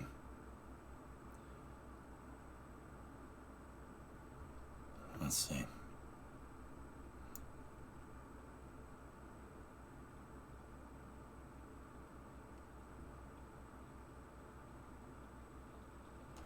The National Aeronautic... Oh, God damn it. I don't want to read all this. Dude, that'll kill me. Let me just speed read this real quick, okay? RFI. Feedback for an RFP. Request for information. Yeah. NASA is interested in maximizing the long-term efficiency and sustainability of exploration systems development programs.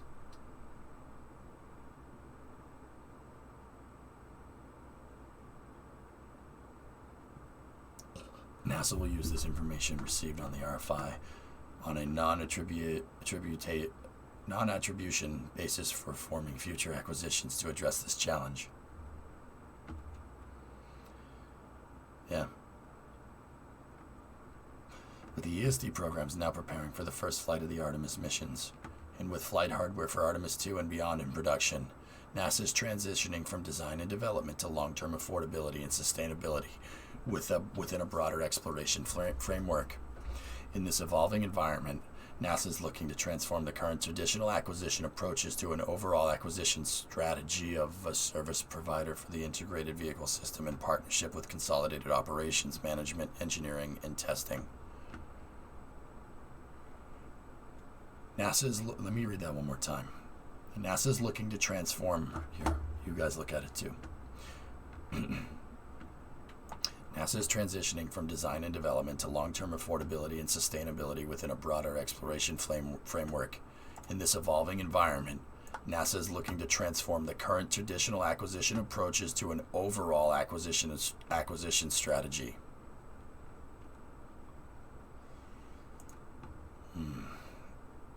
The goals have some good information. Okay. Oh yeah. All right. Let me see. The primary goals enabling this vision include moving exploration systems development programmatic implementation to a construct in which industry owns the vehicle production and the flight hardware and leads the ground operational services. 2. Production operations and maintenance costs at a substantial savings of 50% more off of the current industry baseline per flight cost, with a flight rate of 1 crewed flight and potential for at least 1 cargo flight per year. Costs are inclusive of Orion hardware, payload hardware, government personnel, and government facility costs. 3. A programmatic construction, that is a launch service across 2 contracts available for additional customers, including other government agencies, international partners, and commercial entities. Factors to be considered in meeting these goals include contract structure and incentives, system management and system integration approaches, integration complexity in a cross-corporate construct, transition of in-house government work to industry, intellectual property and data rights, use and or transition of product production, processing, and integration facilities, transition of flight hardware and long lead items to industry ownership, and use and or transition of special test equipment and government furnished equipment options for accountabilities for flights between various contract entities, NASA insight and oversight models, this is a run-on sentence, and associate contractor agreements, which includes access and sharing of information between the activities in the Discovery, contract. go at throttle up. Novus, this sounds a lot like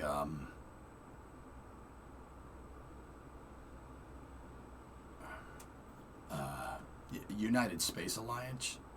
You guys remember that? United Space Alliance? For the older folks here, the shuttle was actually run as a private company, but it was a private company that was wholly contracted by the government. NASA used a company called United Space Alliance. Now, why did they do this? Why would you do that? Well, literally, NASA privatized the entire space shuttle program, if you really want to be technical, right? They privatized the whole thing after the shuttle was developed. And they developed it into a company called United Space Alliance. United Space Alliance was operated wholly by Boeing, and their only customer was NASA. They only existed because the shuttle program existed. Right? It sounds like they're trying to do a very similar thing for SLS, basically spinning it off into a private company that's wholly dependent on government contracts. Now, I know that people are going to say, like, oh, that sounds so stupid. That's really dumb. Why would you do that? Why would you do that? Well, spinning it off into a private contractor isn't anything new. NASA does it all the time. Half the people that work for NASA don't work for NASA. They work for a contracted company through NASA. Why would you do that? The reason why you do that is because it basically allows NASA some flexibility in their budget. It allows NASA flexibility in their budget to be able to move around and make it more lean and adapt, right? This will allow NASA to iterate a lot better on different things because they can focus their money on not running a company. They can focus their money on systems development, right? Simultaneously, if, the SLS, this company that they're trying to make, right? Say they make SLS Incorporated, right? They make SLS Incorporated and it has a CEO. That CEO is going to want to bring the costs down because they designed it on a cost-plus basis. That makes no sense for long-term sustainability. This is very much what it seems like they're trying to do. It was United Space Alliance headed by Bob Smith, or am I remembering it wrong? No, Bob Smith was NASA. Is this a good thing? Yes, Ryan. Yeah, yikes. Voice is still bad. That's right. Yeah, it's not ideal.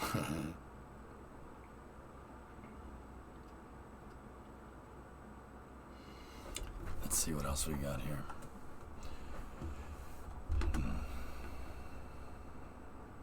For reference in this discussion, we consider this to be a capability-based translunar injection, C3-0.99, requirement of launching of 42 tons in a single launch with performance enhancements, booster obsolescence, and life extension to enable an increase in further capabilities.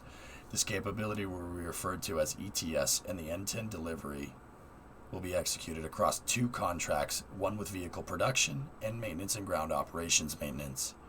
The launch rate in-flight manifest for this system can be seen in Appendix A and is expected to sustain at the rate of 1 crew launch per year with options for cargo capability. It's not good enough.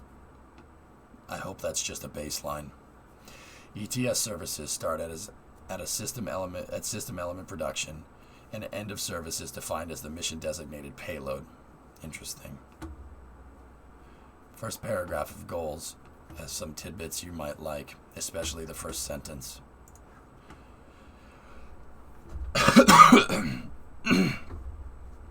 The vision for the ETS is to establish it as a long-term national capability that is a sustainable and affordable system for moving humans and large cargo payloads to cislunar and deep space destinations for NASA, and to these and other orbits or other government and non-government users.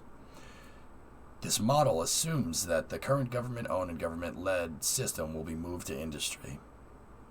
Yeah. Good. Well, Jim himself maintained that SLS will most likely never see 2 systems a year. I disagree with that. How many launches? Don't know. King, hey, just got off work. Is there a link for the SpaceX plan to bury the lander on the moon? It's not SpaceX's plan. It was a trade study that was done by students in Europe about the feasibility of burying a Starship, King. It was one of the presentations at IAC 2021 in Dubai. It was not SpaceX that did that, and the link is somewhere floating around on Twitter, dude. I don't have the link. Maybe somebody in chat does. ULA is Space Cowboy, right? Yep.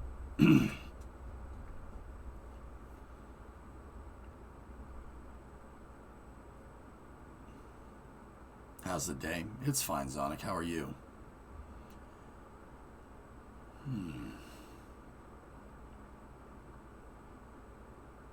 Good. You're busy at work. Well, that's good. Novus, I like this. That's good. They want to spin it off into a private company. That's a good idea.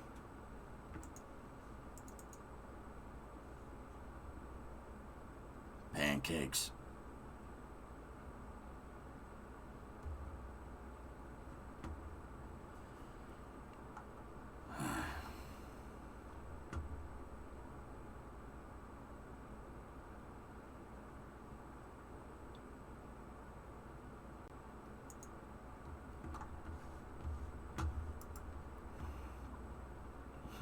That was strange.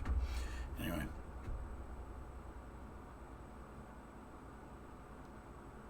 I'm looking around to see if there's anything else. And now the road surface in the Minecraft tunnel is done. Sweet, dude. Thanks for finishing that. Here, let's take a look. Very nice. My, we can't see it here. It might be interesting to see how KSP-2 deals with the increase of reusable rockets, grid fin parts, and the ability to autonomously land boosters. Yeah, maybe. How's the runway looking? Oh yeah, very nice. Oh, that looks fantastic, guys. Shadow, you see this? This is in community Minecraft save. We started building the first airport in the city. Single runway, 5,000 feet. I think I made it 3,000 or I made it 5,000. Got some badass SLS news in the pipeline. Yeah. Yep. The threshold indicators are correct for the size of the runway, which is pretty rad. Hash marks should be right, but we don't have single hashes. But yeah, we're working on getting all the signage and everything correct, which is pretty rad. It's a pretty cool little runway. Head cold? No, I just lost my voice, Fozzie. I feel fine. Yeah, we built a tunnel, Shatter, in Minecraft that goes underwater right here. It goes underneath this straight, and then it turns and pops out right there. Let me go into tunnel view. You'll be able to see the tunnel. See it right there. Yeah, Pi, it came out pretty rad. I want eventually another runway that's gonna be like right here. And then maybe another one. We'll go O'Hare style and just keep adding parallel runways.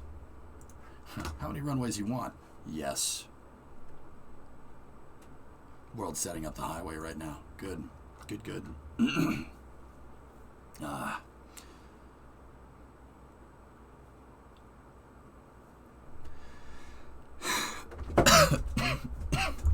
Man, I want to play, guys. I want to play more games. I feel fine, right? I want to play more games, but I can't play something like Kerbal where I have to narrate the whole damn thing. Can we have a 15,000 foot runway? Yeah, Sonic, you can build it. Do you still have taste? Do you think I'd be here streaming if I didn't? Guys, I'm fine. I can still taste things. No, it's not that. I don't even want to talk about that. I just lost my voice. That's all. People can have other types of sicknesses nowadays. I know.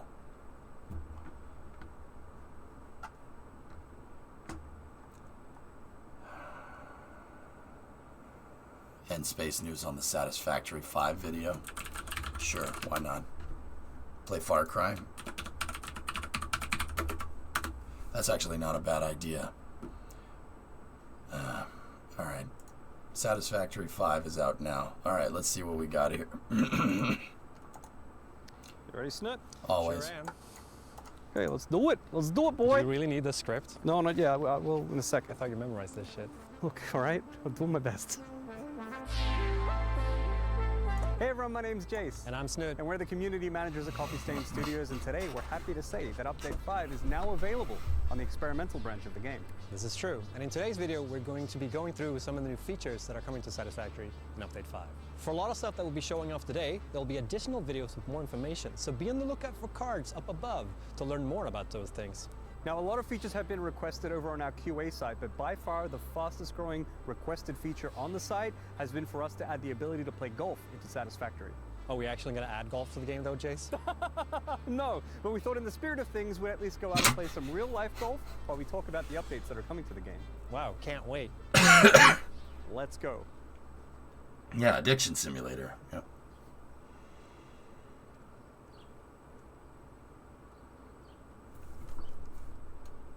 He's teeing off with a 5-iron on a par 3. That's a 5-iron. You can tell because of the pitch on the club face.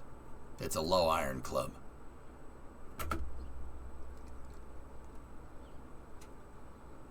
Bro. You know what, dude? Why don't we make this a little This one's going into the woods. Calling it now. bit interesting? It's How way about too much we put a club, little bro. wager on the game? Okay, what did you have in mind? How about if I win, we add golf to the game? How about if I win, we finally release dedicated servers? All right, you're on. I see what they did there. Too much club. Wow. That looks fake. That looks fake. You've played before, right? Yeah, of course. Oh, see, your boy has the right club. He has the right club. Oh my god,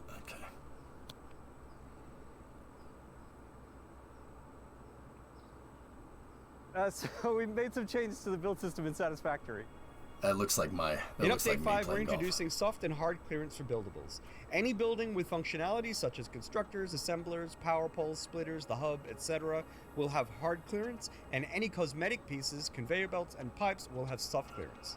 Any two buildables with hard clearance will not be able to be built clipping into each other, just as before. However, objects with soft clearance will now be able to be built clipping into other buildings. This will give players a little more freedom as to how you want to build your factories, where previously you'd be limited by the old clearance system.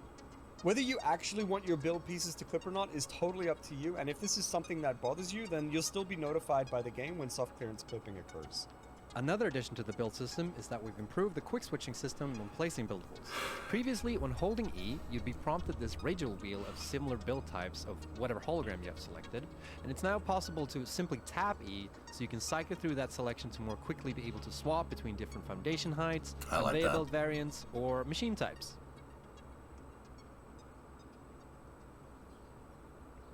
How'd you get on the green?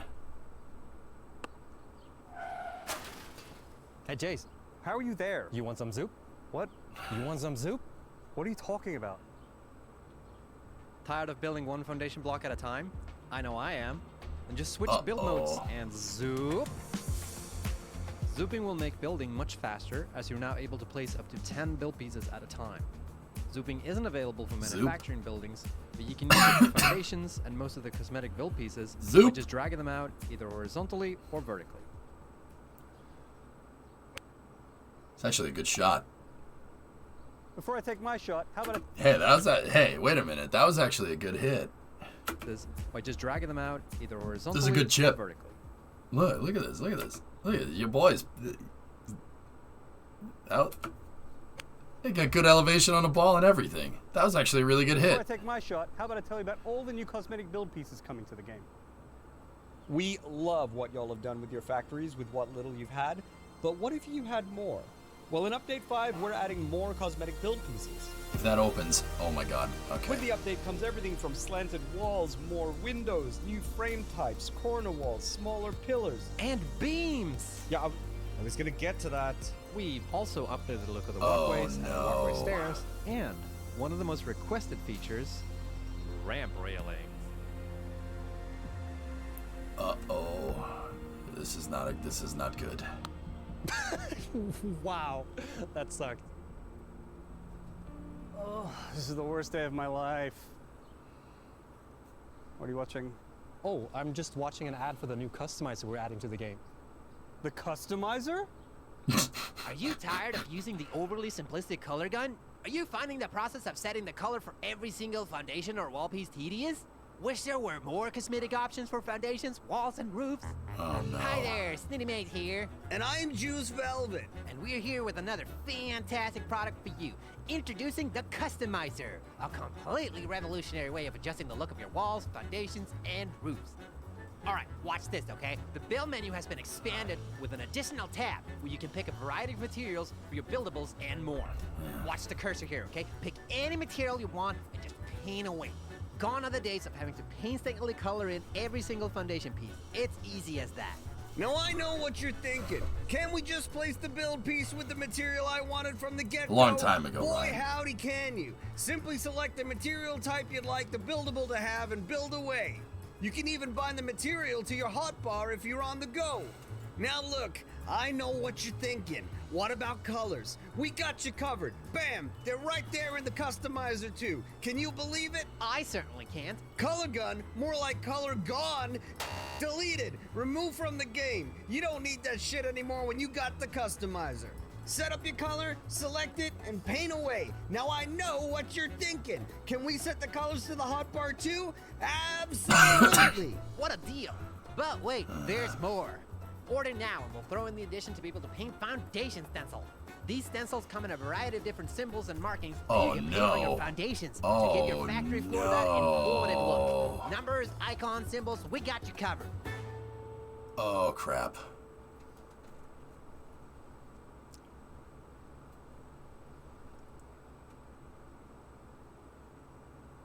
Yo, Jace, how's it going? While Jace makes his way down the fairway, let me talk a little bit about the changes we're making to the vehicle automation system. There's been a huge update to automated vehicle pathing and the systems surrounding them. Previously, automated vehicles would drive blindly at their next waypoint without considering where they'd be going next. But now, vehicles will take the next waypoint into consideration when driving, making their pathing much more reliable. We've also introduced a basic obstacle avoidance system to handle cases where vehicles might run into something in their path. Vehicles won't completely recalculate their route, but they'll do Ricky. their best to get going again. And in the cases where vehicles do get completely stuck, then as a last resort, vehicle ghosting will make sure that vehicles stays on track. They're not the only changes we've made to the vehicles though. Oh, hey Jace, did you make it up to the green yet? Shut up, Snit. We've added the ability to save and load recorded vehicle paths. Now you won't need to re-record an entire route whenever you want to add another vehicle to it. Saved routes can only be loaded by vehicles of the same type. Also, routes now need to be a closed loop, meaning that they start and end on the same node. Truck stations have also gotten an update. It's got a new model and we've added another input and output slot, so the throughput has doubled. Also, fuel consumption at truck stations is now a lot smarter as vehicles will only take and consume the amount of fuel needed to complete a full loop. We've also updated the UI for the truck stations with additional information such as average fuel consumption and delivery throughput. Oh, and by the way, you can paint vehicles now.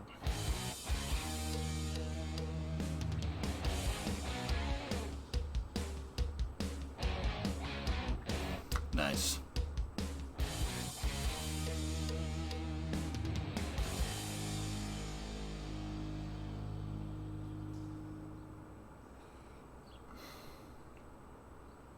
You all right, Snit? Oh, it's nothing. It's just some troll on the internet going by Dark England 69 who's been writing some weird shit about me. Oh, like what? Oh, it's nothing. It's just like they wrote about how like that I don't know how to set up coal power plants, and it's just a bunch of nonsense, really.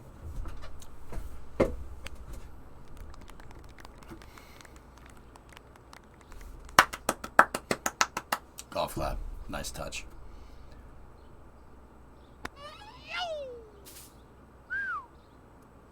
That's no good, man. That's right in the woods. All right, let's go look for it, I guess. No, just take the mulligan. Take the mulligan and get the other ball. Just get another And I ball. have no idea where we are. This is a pretty sweet forest, though. Which reminds me, we've updated the Northern Forest in the game. Northern Forest has gotten a facelift in Update 5, and it's looking prettier than ever.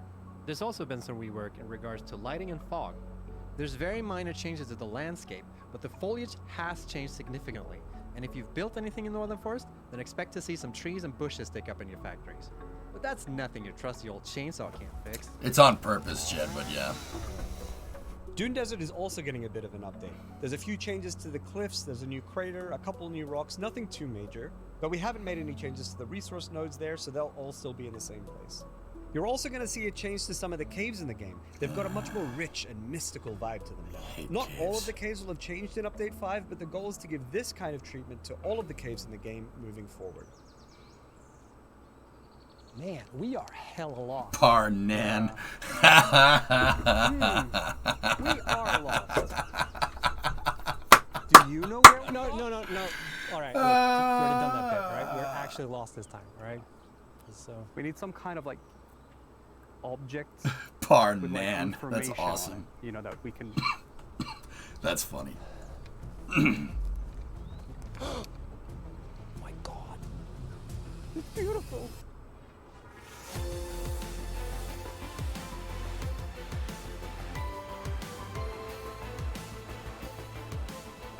Nice. Better late than never, but we're finally adding science to the game. There's more to them than just fancy letters on a flat surface, so strap in. Signs come in various sizes and layouts. Oh, very You can make nice. small signs and you can make big signs. You can also pick and choose between many different types of layouts and icons to fit your every need. Signs can be placed on storage containers, walls, or just by themselves in the wild.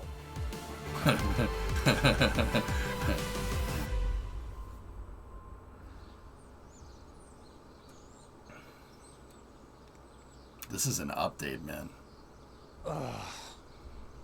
The Dark Angel 69 again? Like, listen to this shit, all right? I'd rather watch paint dry than listen to another word from the fake community manager that looks like PewDiePie's old Swedish uncle. Like, what the fuck? I think it landed over there somewhere. Not that old.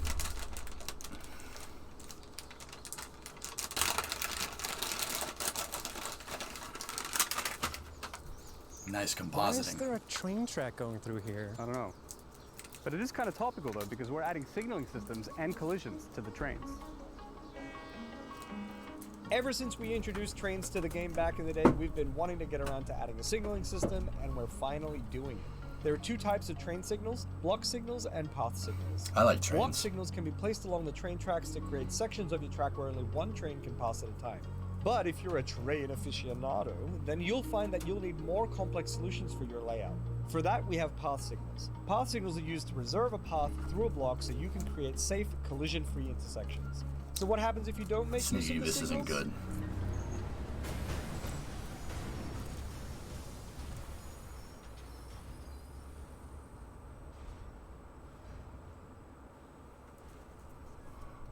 There's also been an update in how the timetables work. You can now create some basic logic no, for my what the train friend. should do when it stops at any given station. So you might have a train only stop for a limited amount of time or wait until it's fully loaded, and you can also I know, control lads. what Isn't that resources crazy, you can dude? load or unload. This can aid in managing congestion on your train lines. Oh hey Snoot, I found the ball! Should I play it where it lies? Let's just go to the next hole.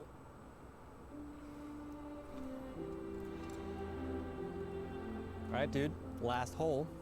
And yeah, now that we added signs, it's a lot easier to keep track of the scorecard.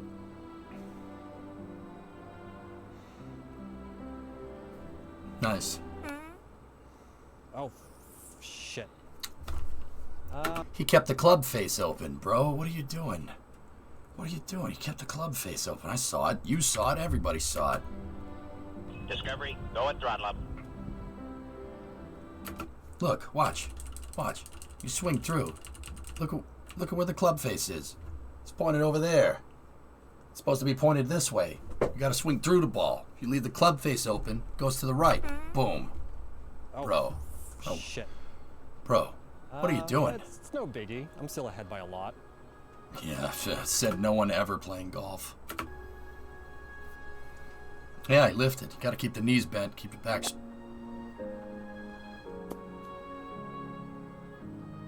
I think I'm getting the hang of this. Piece of... What the... Come on. Fucking... You... Fucking ass. Yeah. That's how that goes. What's wrong? That's You're usually accurate. so calm and composed. It's just the comments, man. Like, I just got this from Dark Angel 69, right? Factura is a way better game than Satisfactory. Snoot sucks. Folks, I know you all want me to win for dedicated servers, but at what cost? Not like this. Send Snoot some love.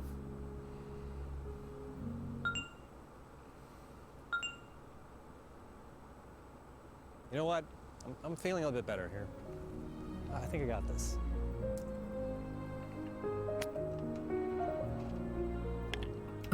What the chat, stop! Too much! Easy there, Grandpa! Right, Jace? Even after my big mess up, it seems like you're still 2 strokes behind from a tie. Which means you need to sink this to win. I'm actually convinced that these guys actually do play golf. Because golf works like that.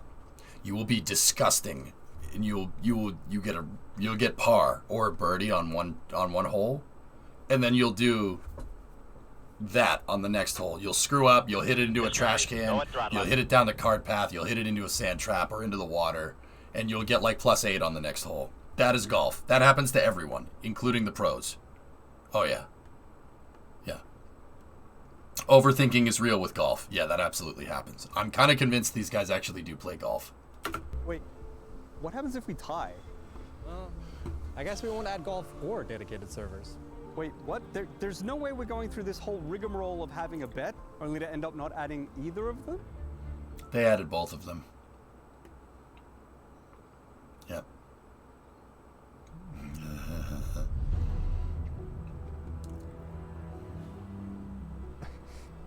There's no way I can sink this.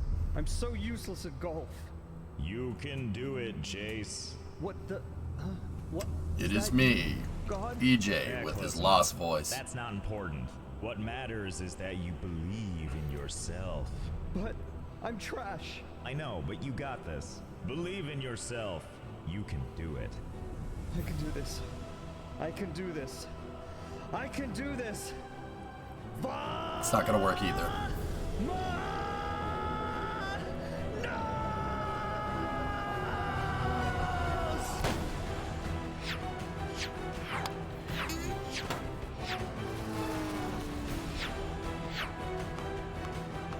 Card path. Car door. Yep.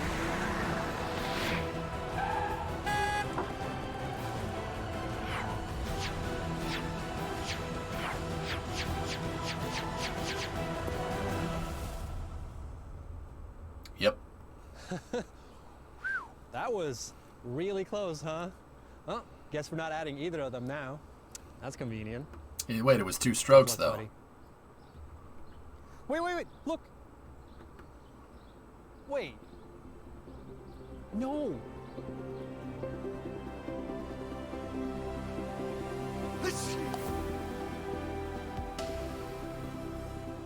The lizard doggo saves the day. This can't be happening. Woo! Yeah, dude! Oh yeah! Oh yeah! Your boy did it! Damn it.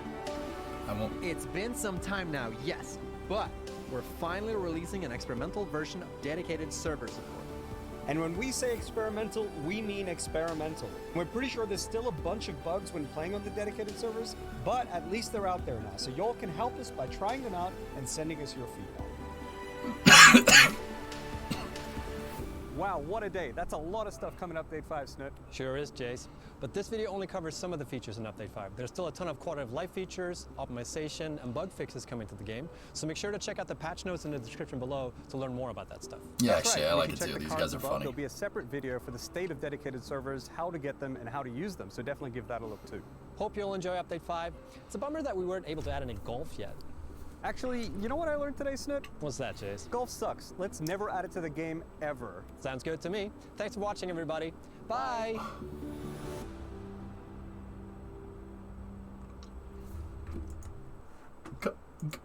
Golf is amazing. No, Chase. You will add golf to this game. I am a paying customer, and you will add golf now. How dare you not do what I want?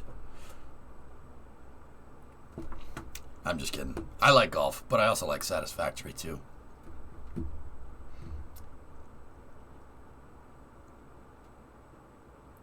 Keep watching? Oh, okay. They said they would never add pipes. That's a very good point.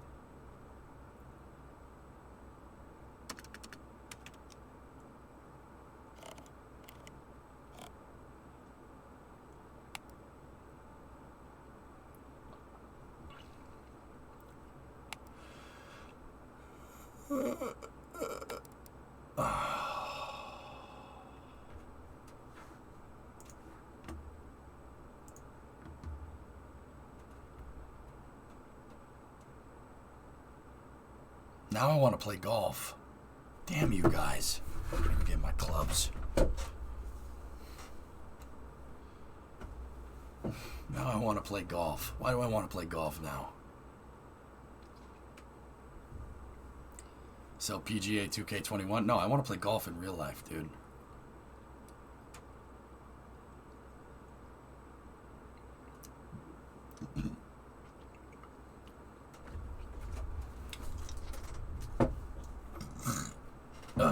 Golf stream 154. Yeah.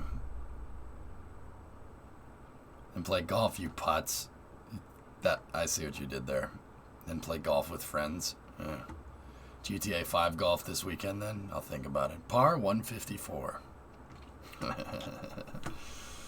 Alright. Cool. That's cool. So that's going to end our kind of impromptu EJ's voices failing at a catastrophic rate video. Par 154, so you're saying there's a chance. If I dress with clothes like that, I'd kick my own butt. I'm worried, dude. If I ever do an IRL golf stream, Fozzie, I'm bringing my Bruins jersey, man. I like golf, but I also suck at it. Yeah, I'm terrible. Golf's tough. It's a hard game to play. I will, Fozzie. But see, the thing is that it's in Massachusetts, so it doesn't matter. Wearing Bruins jerseys on the golf course is normal. But people don't wear Bruins jersey. They wear the golf shirt with the B on it, you know. Talking to my friend, the accountant. Huge butt. That's right. Where'd you go play golf? Anywhere that's not expensive, Rogue. Yeah.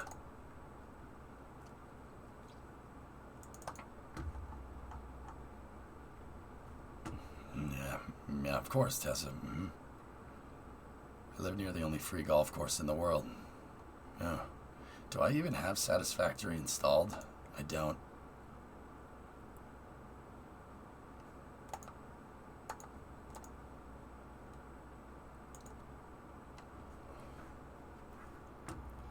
But you do have cities installed.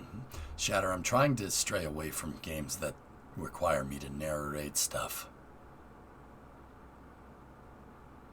Yes, Chuck, I know. My voice is shot right now. I blew it out from screaming at the Red Sox too much last week. I thought you wanted to play golf, so I invited you to play golf with your friends.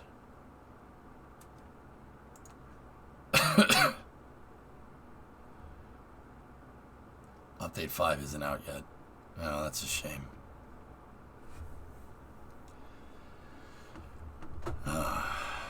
That was a pretty awesome trailer, though, guys, huh?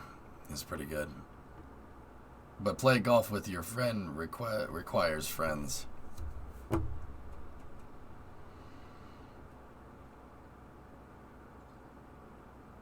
It's on the experimental branch. Yeah, that's yeah. I was gonna say it's not out yet, but they just said it was. Hillness. Update 5 is out. I'm in it right now. All right. We haven't played Satisfactory in a little while, guys. I can't. I'm trying to rest this, so I'm trying to play something that's not going to require much talking. I have a feeling that Satisfactory might, though. That's the problem. We could go back to playing Far Cry, I suppose, but I don't know. Your hub is broken. Yeah. Halo? I don't have Halo installed either.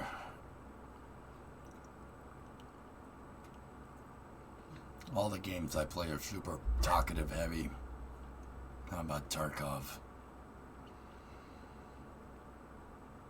I didn't think to catch the experimental builds. Pay attention next time, man. Subnautica. Tessa, do you think a game like Subnautica is going to be easy on the voice?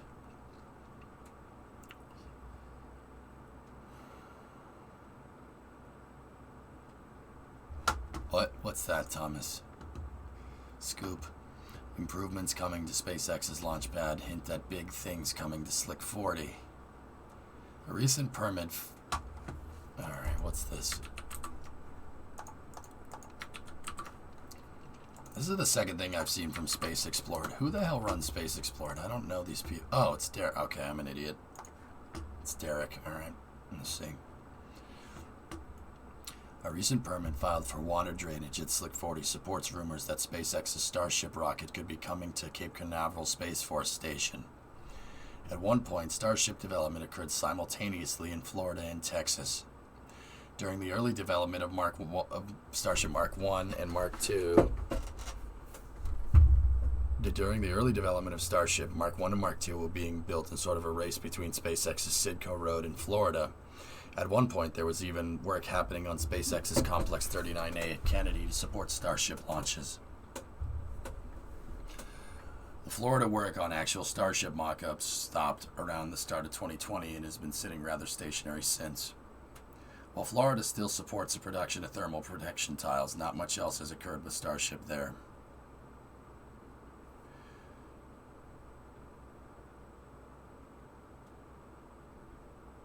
Oh, yeah. Yeah, that's right, Packet Show. Yeah, that's right, Tin. We should play there. Okay, until recently, when a rumor began to crop up about work starting on a Starship launchpad, not at 39A, but rather Slick 40, which sits on Cape Canaveral Space Force Station rather than Kennedy Space Center. A source familiar with the matter previously recommended Space Explored keep an eye on Slick 40 permits related to Starship for possible developments coming to the area. Space Explored's Jared Locke located the permit today. New stormwater drainage permits. Yesterday, SpaceX filed a new permit application for water drainage at Slick 40. The description of this permit application was construction of a complex-wide stormwater system to serve proposed and future improvements. The details of proposed and future improvements are left out, but the changes to the pad will be rather dramatic. See for yourself. All right.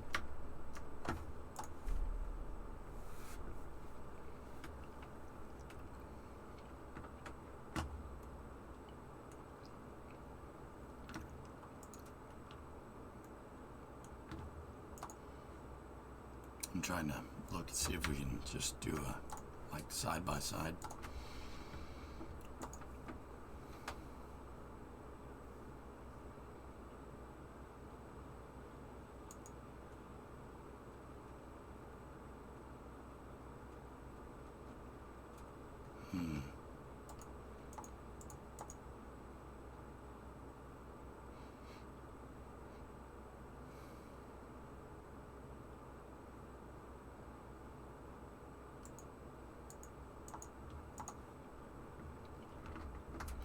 All of the blue areas are pond treatment areas. The gray areas in the pad marked impervious areas where water cannot enter the soil is concrete. Hashed area on the right shows the proposed new impervious areas. This permit request essentially would see all light areas around the ponds, the grassy areas, made impervious. This is a rather major change that would really change the look of the pad.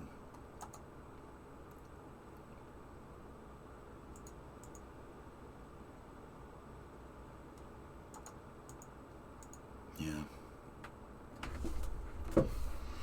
Well, Fozzie, they want to pave everything. Everything that's not blue in this picture. Gray and the lines through. They're going to pave all of it.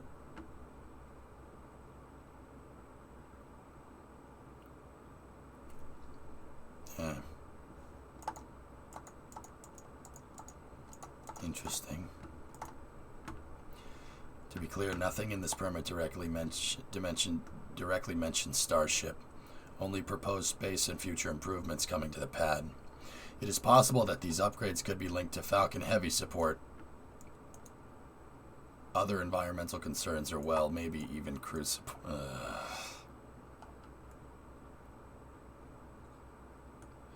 However, what is that? However, this large concrete area will bring the pad much more in line with how the launch pad down in Boca Chica looks right now, with water basins throughout.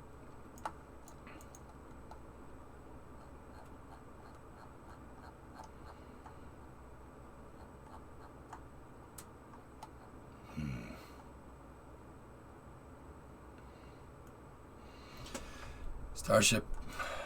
Why would Starship come to Slick 40? Starship potentially going to Slick 40, while somewhat surprising, makes sense. Starship development is happening and will continue to down in Boca Chica. But the launch pads are certainly better. But more launch pads are certainly better. Blue Origin previously criticized Starbase as a non-existent spaceport. While that certainly isn't the case, it wouldn't be surprising if NASA would prefer to have more control over the area that a lunar starship is launched from. And with multiple launches being necessary for the fuel needed to support lunar starship, multiple sites could help SpaceX keep up the pace. Yeah, maybe, Kamer. Why Slick 40 and not 39A? Well, Launch Complex 39A has already had a small amount of work done for Starship. A lot has changed with the Super Heavy rockets since that began. With SpaceX planning to catch Super Heavy, it certainly is a risky procedure. SpaceX keeps Falcon 9 landings well away from the launch pads by using separate landing pads and drone ships from the launch complexes. For a massive catching structure, a simple concrete pad won't work.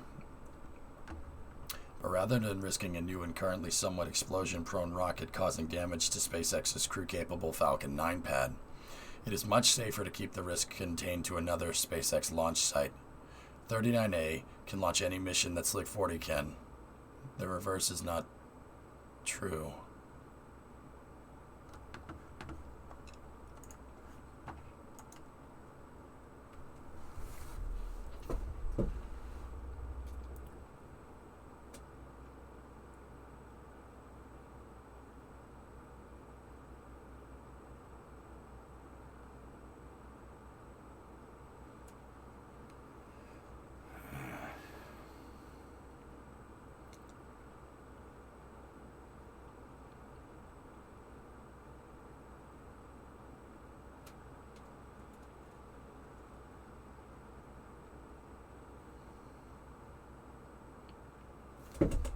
What's to stop SpaceX launching and landing all the refueling Starship from oil rigs and only payload starships from Boca and Slick 40?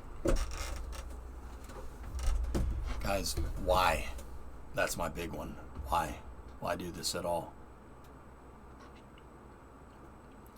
39A is needed for a commercial crew. They can't risk that. All right, let me rephrase this. I understand why. I get it. But also, something that I'm understanding here. Okay, let me put it to you like this.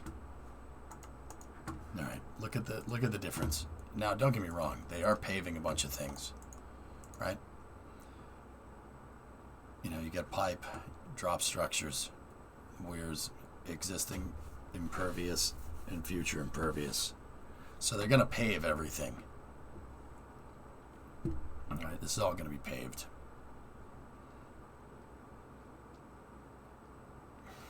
What I mean, I don't.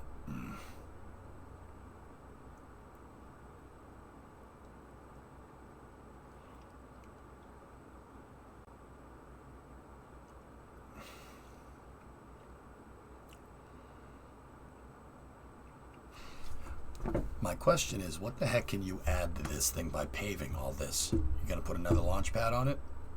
Where are you gonna put that? And why? Like, guys, there's a huge elevation change right here. This is up on its own thing. If you're gonna make another launch pad here, it's gotta be on this part right here. That's the only part that's built up sustainably enough to be able to dig a flame trench down into. How do I know? I've walked on Slick 41, which is the same style of pad. They were both built at the same time. They have very similar drainage systems. Now, don't get me wrong. Slick 41 is operated by ULA. 40 is operated by SpaceX. But this area right here is the only place I'd want to try to build any type of rocket launch pad or anything like that. Now, with that being said, do you see any real significant changes here to support that kind of thing? Building another launch pad here. Do you see anything like that? What are you going to do with all this space? That's great. You have all this space. What are you going to add another fuel farm? Where's that going? There's no changes to the impervious that's already there. If they were taking like Basin 3 or Basin 14 or Basin 16 and just moving them somewhere else and making a lot of extra space, I'd be like, oh yeah, maybe this could be a thing, right? But I don't see any changes there. It seems like quite literally they're just optimizing the drainage for space. They're optimizing the drainage for pad 40. Now, why? Why would you optimize the drainage? Because if you optimize the drainage, you don't have to worry about water going down into the flame trench. Water pooling inside of the flame trench is a big problem. You can't have water down there when a rocket engine goes off. Why? Because it's going to shoot the water out the side or up at the rocket. SpaceX had this problem on CRS-4. If you ever go and watch the CRS-4 launch, see what happens when you don't clean the water out of the flame trench. All right? You have to do that. And upgrading the drainage systems will allow the flame trench to not have to worry about pooling water as quickly. If you don't have to worry about pooling water as quickly, you can support a high frequency of launches. I highly doubt we'd see anything like Starship moving to Slick 40, but I could be wrong, and I'm not saying that Derek is wrong either. He could be right. Who knows?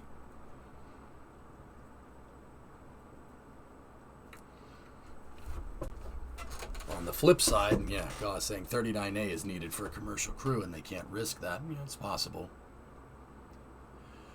I don't think people really realize how big 39A is. The BDA inside of 39A is gigantic. It's very big. You could operate 3 or 4 launch pads in that proximity, especially with the distance that SpaceX has shown with Boca Chica. You could operate 3 or 4 Starship pads.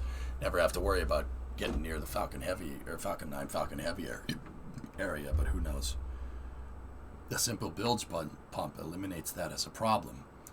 Yeah, but a bilge pump is a system that you have to maintain, caveman. If you upgrade the drainage, then you never have to worry about it. See what I'm talking about? It's interesting. I'd have to read more of that environmental plan, but yeah. All right.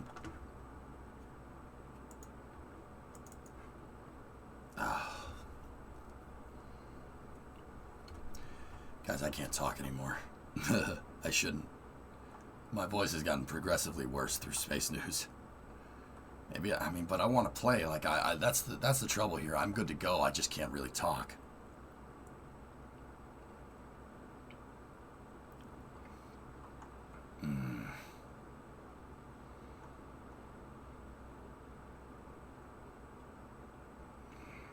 I don't want to do an easy week, man.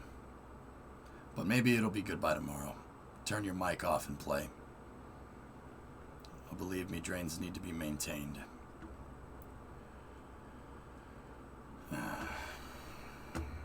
Yeah, God, but the point is you maintain the drainage system, not maintaining the flame trench. Maintaining the flame trench is downtime for your rockets. Bro.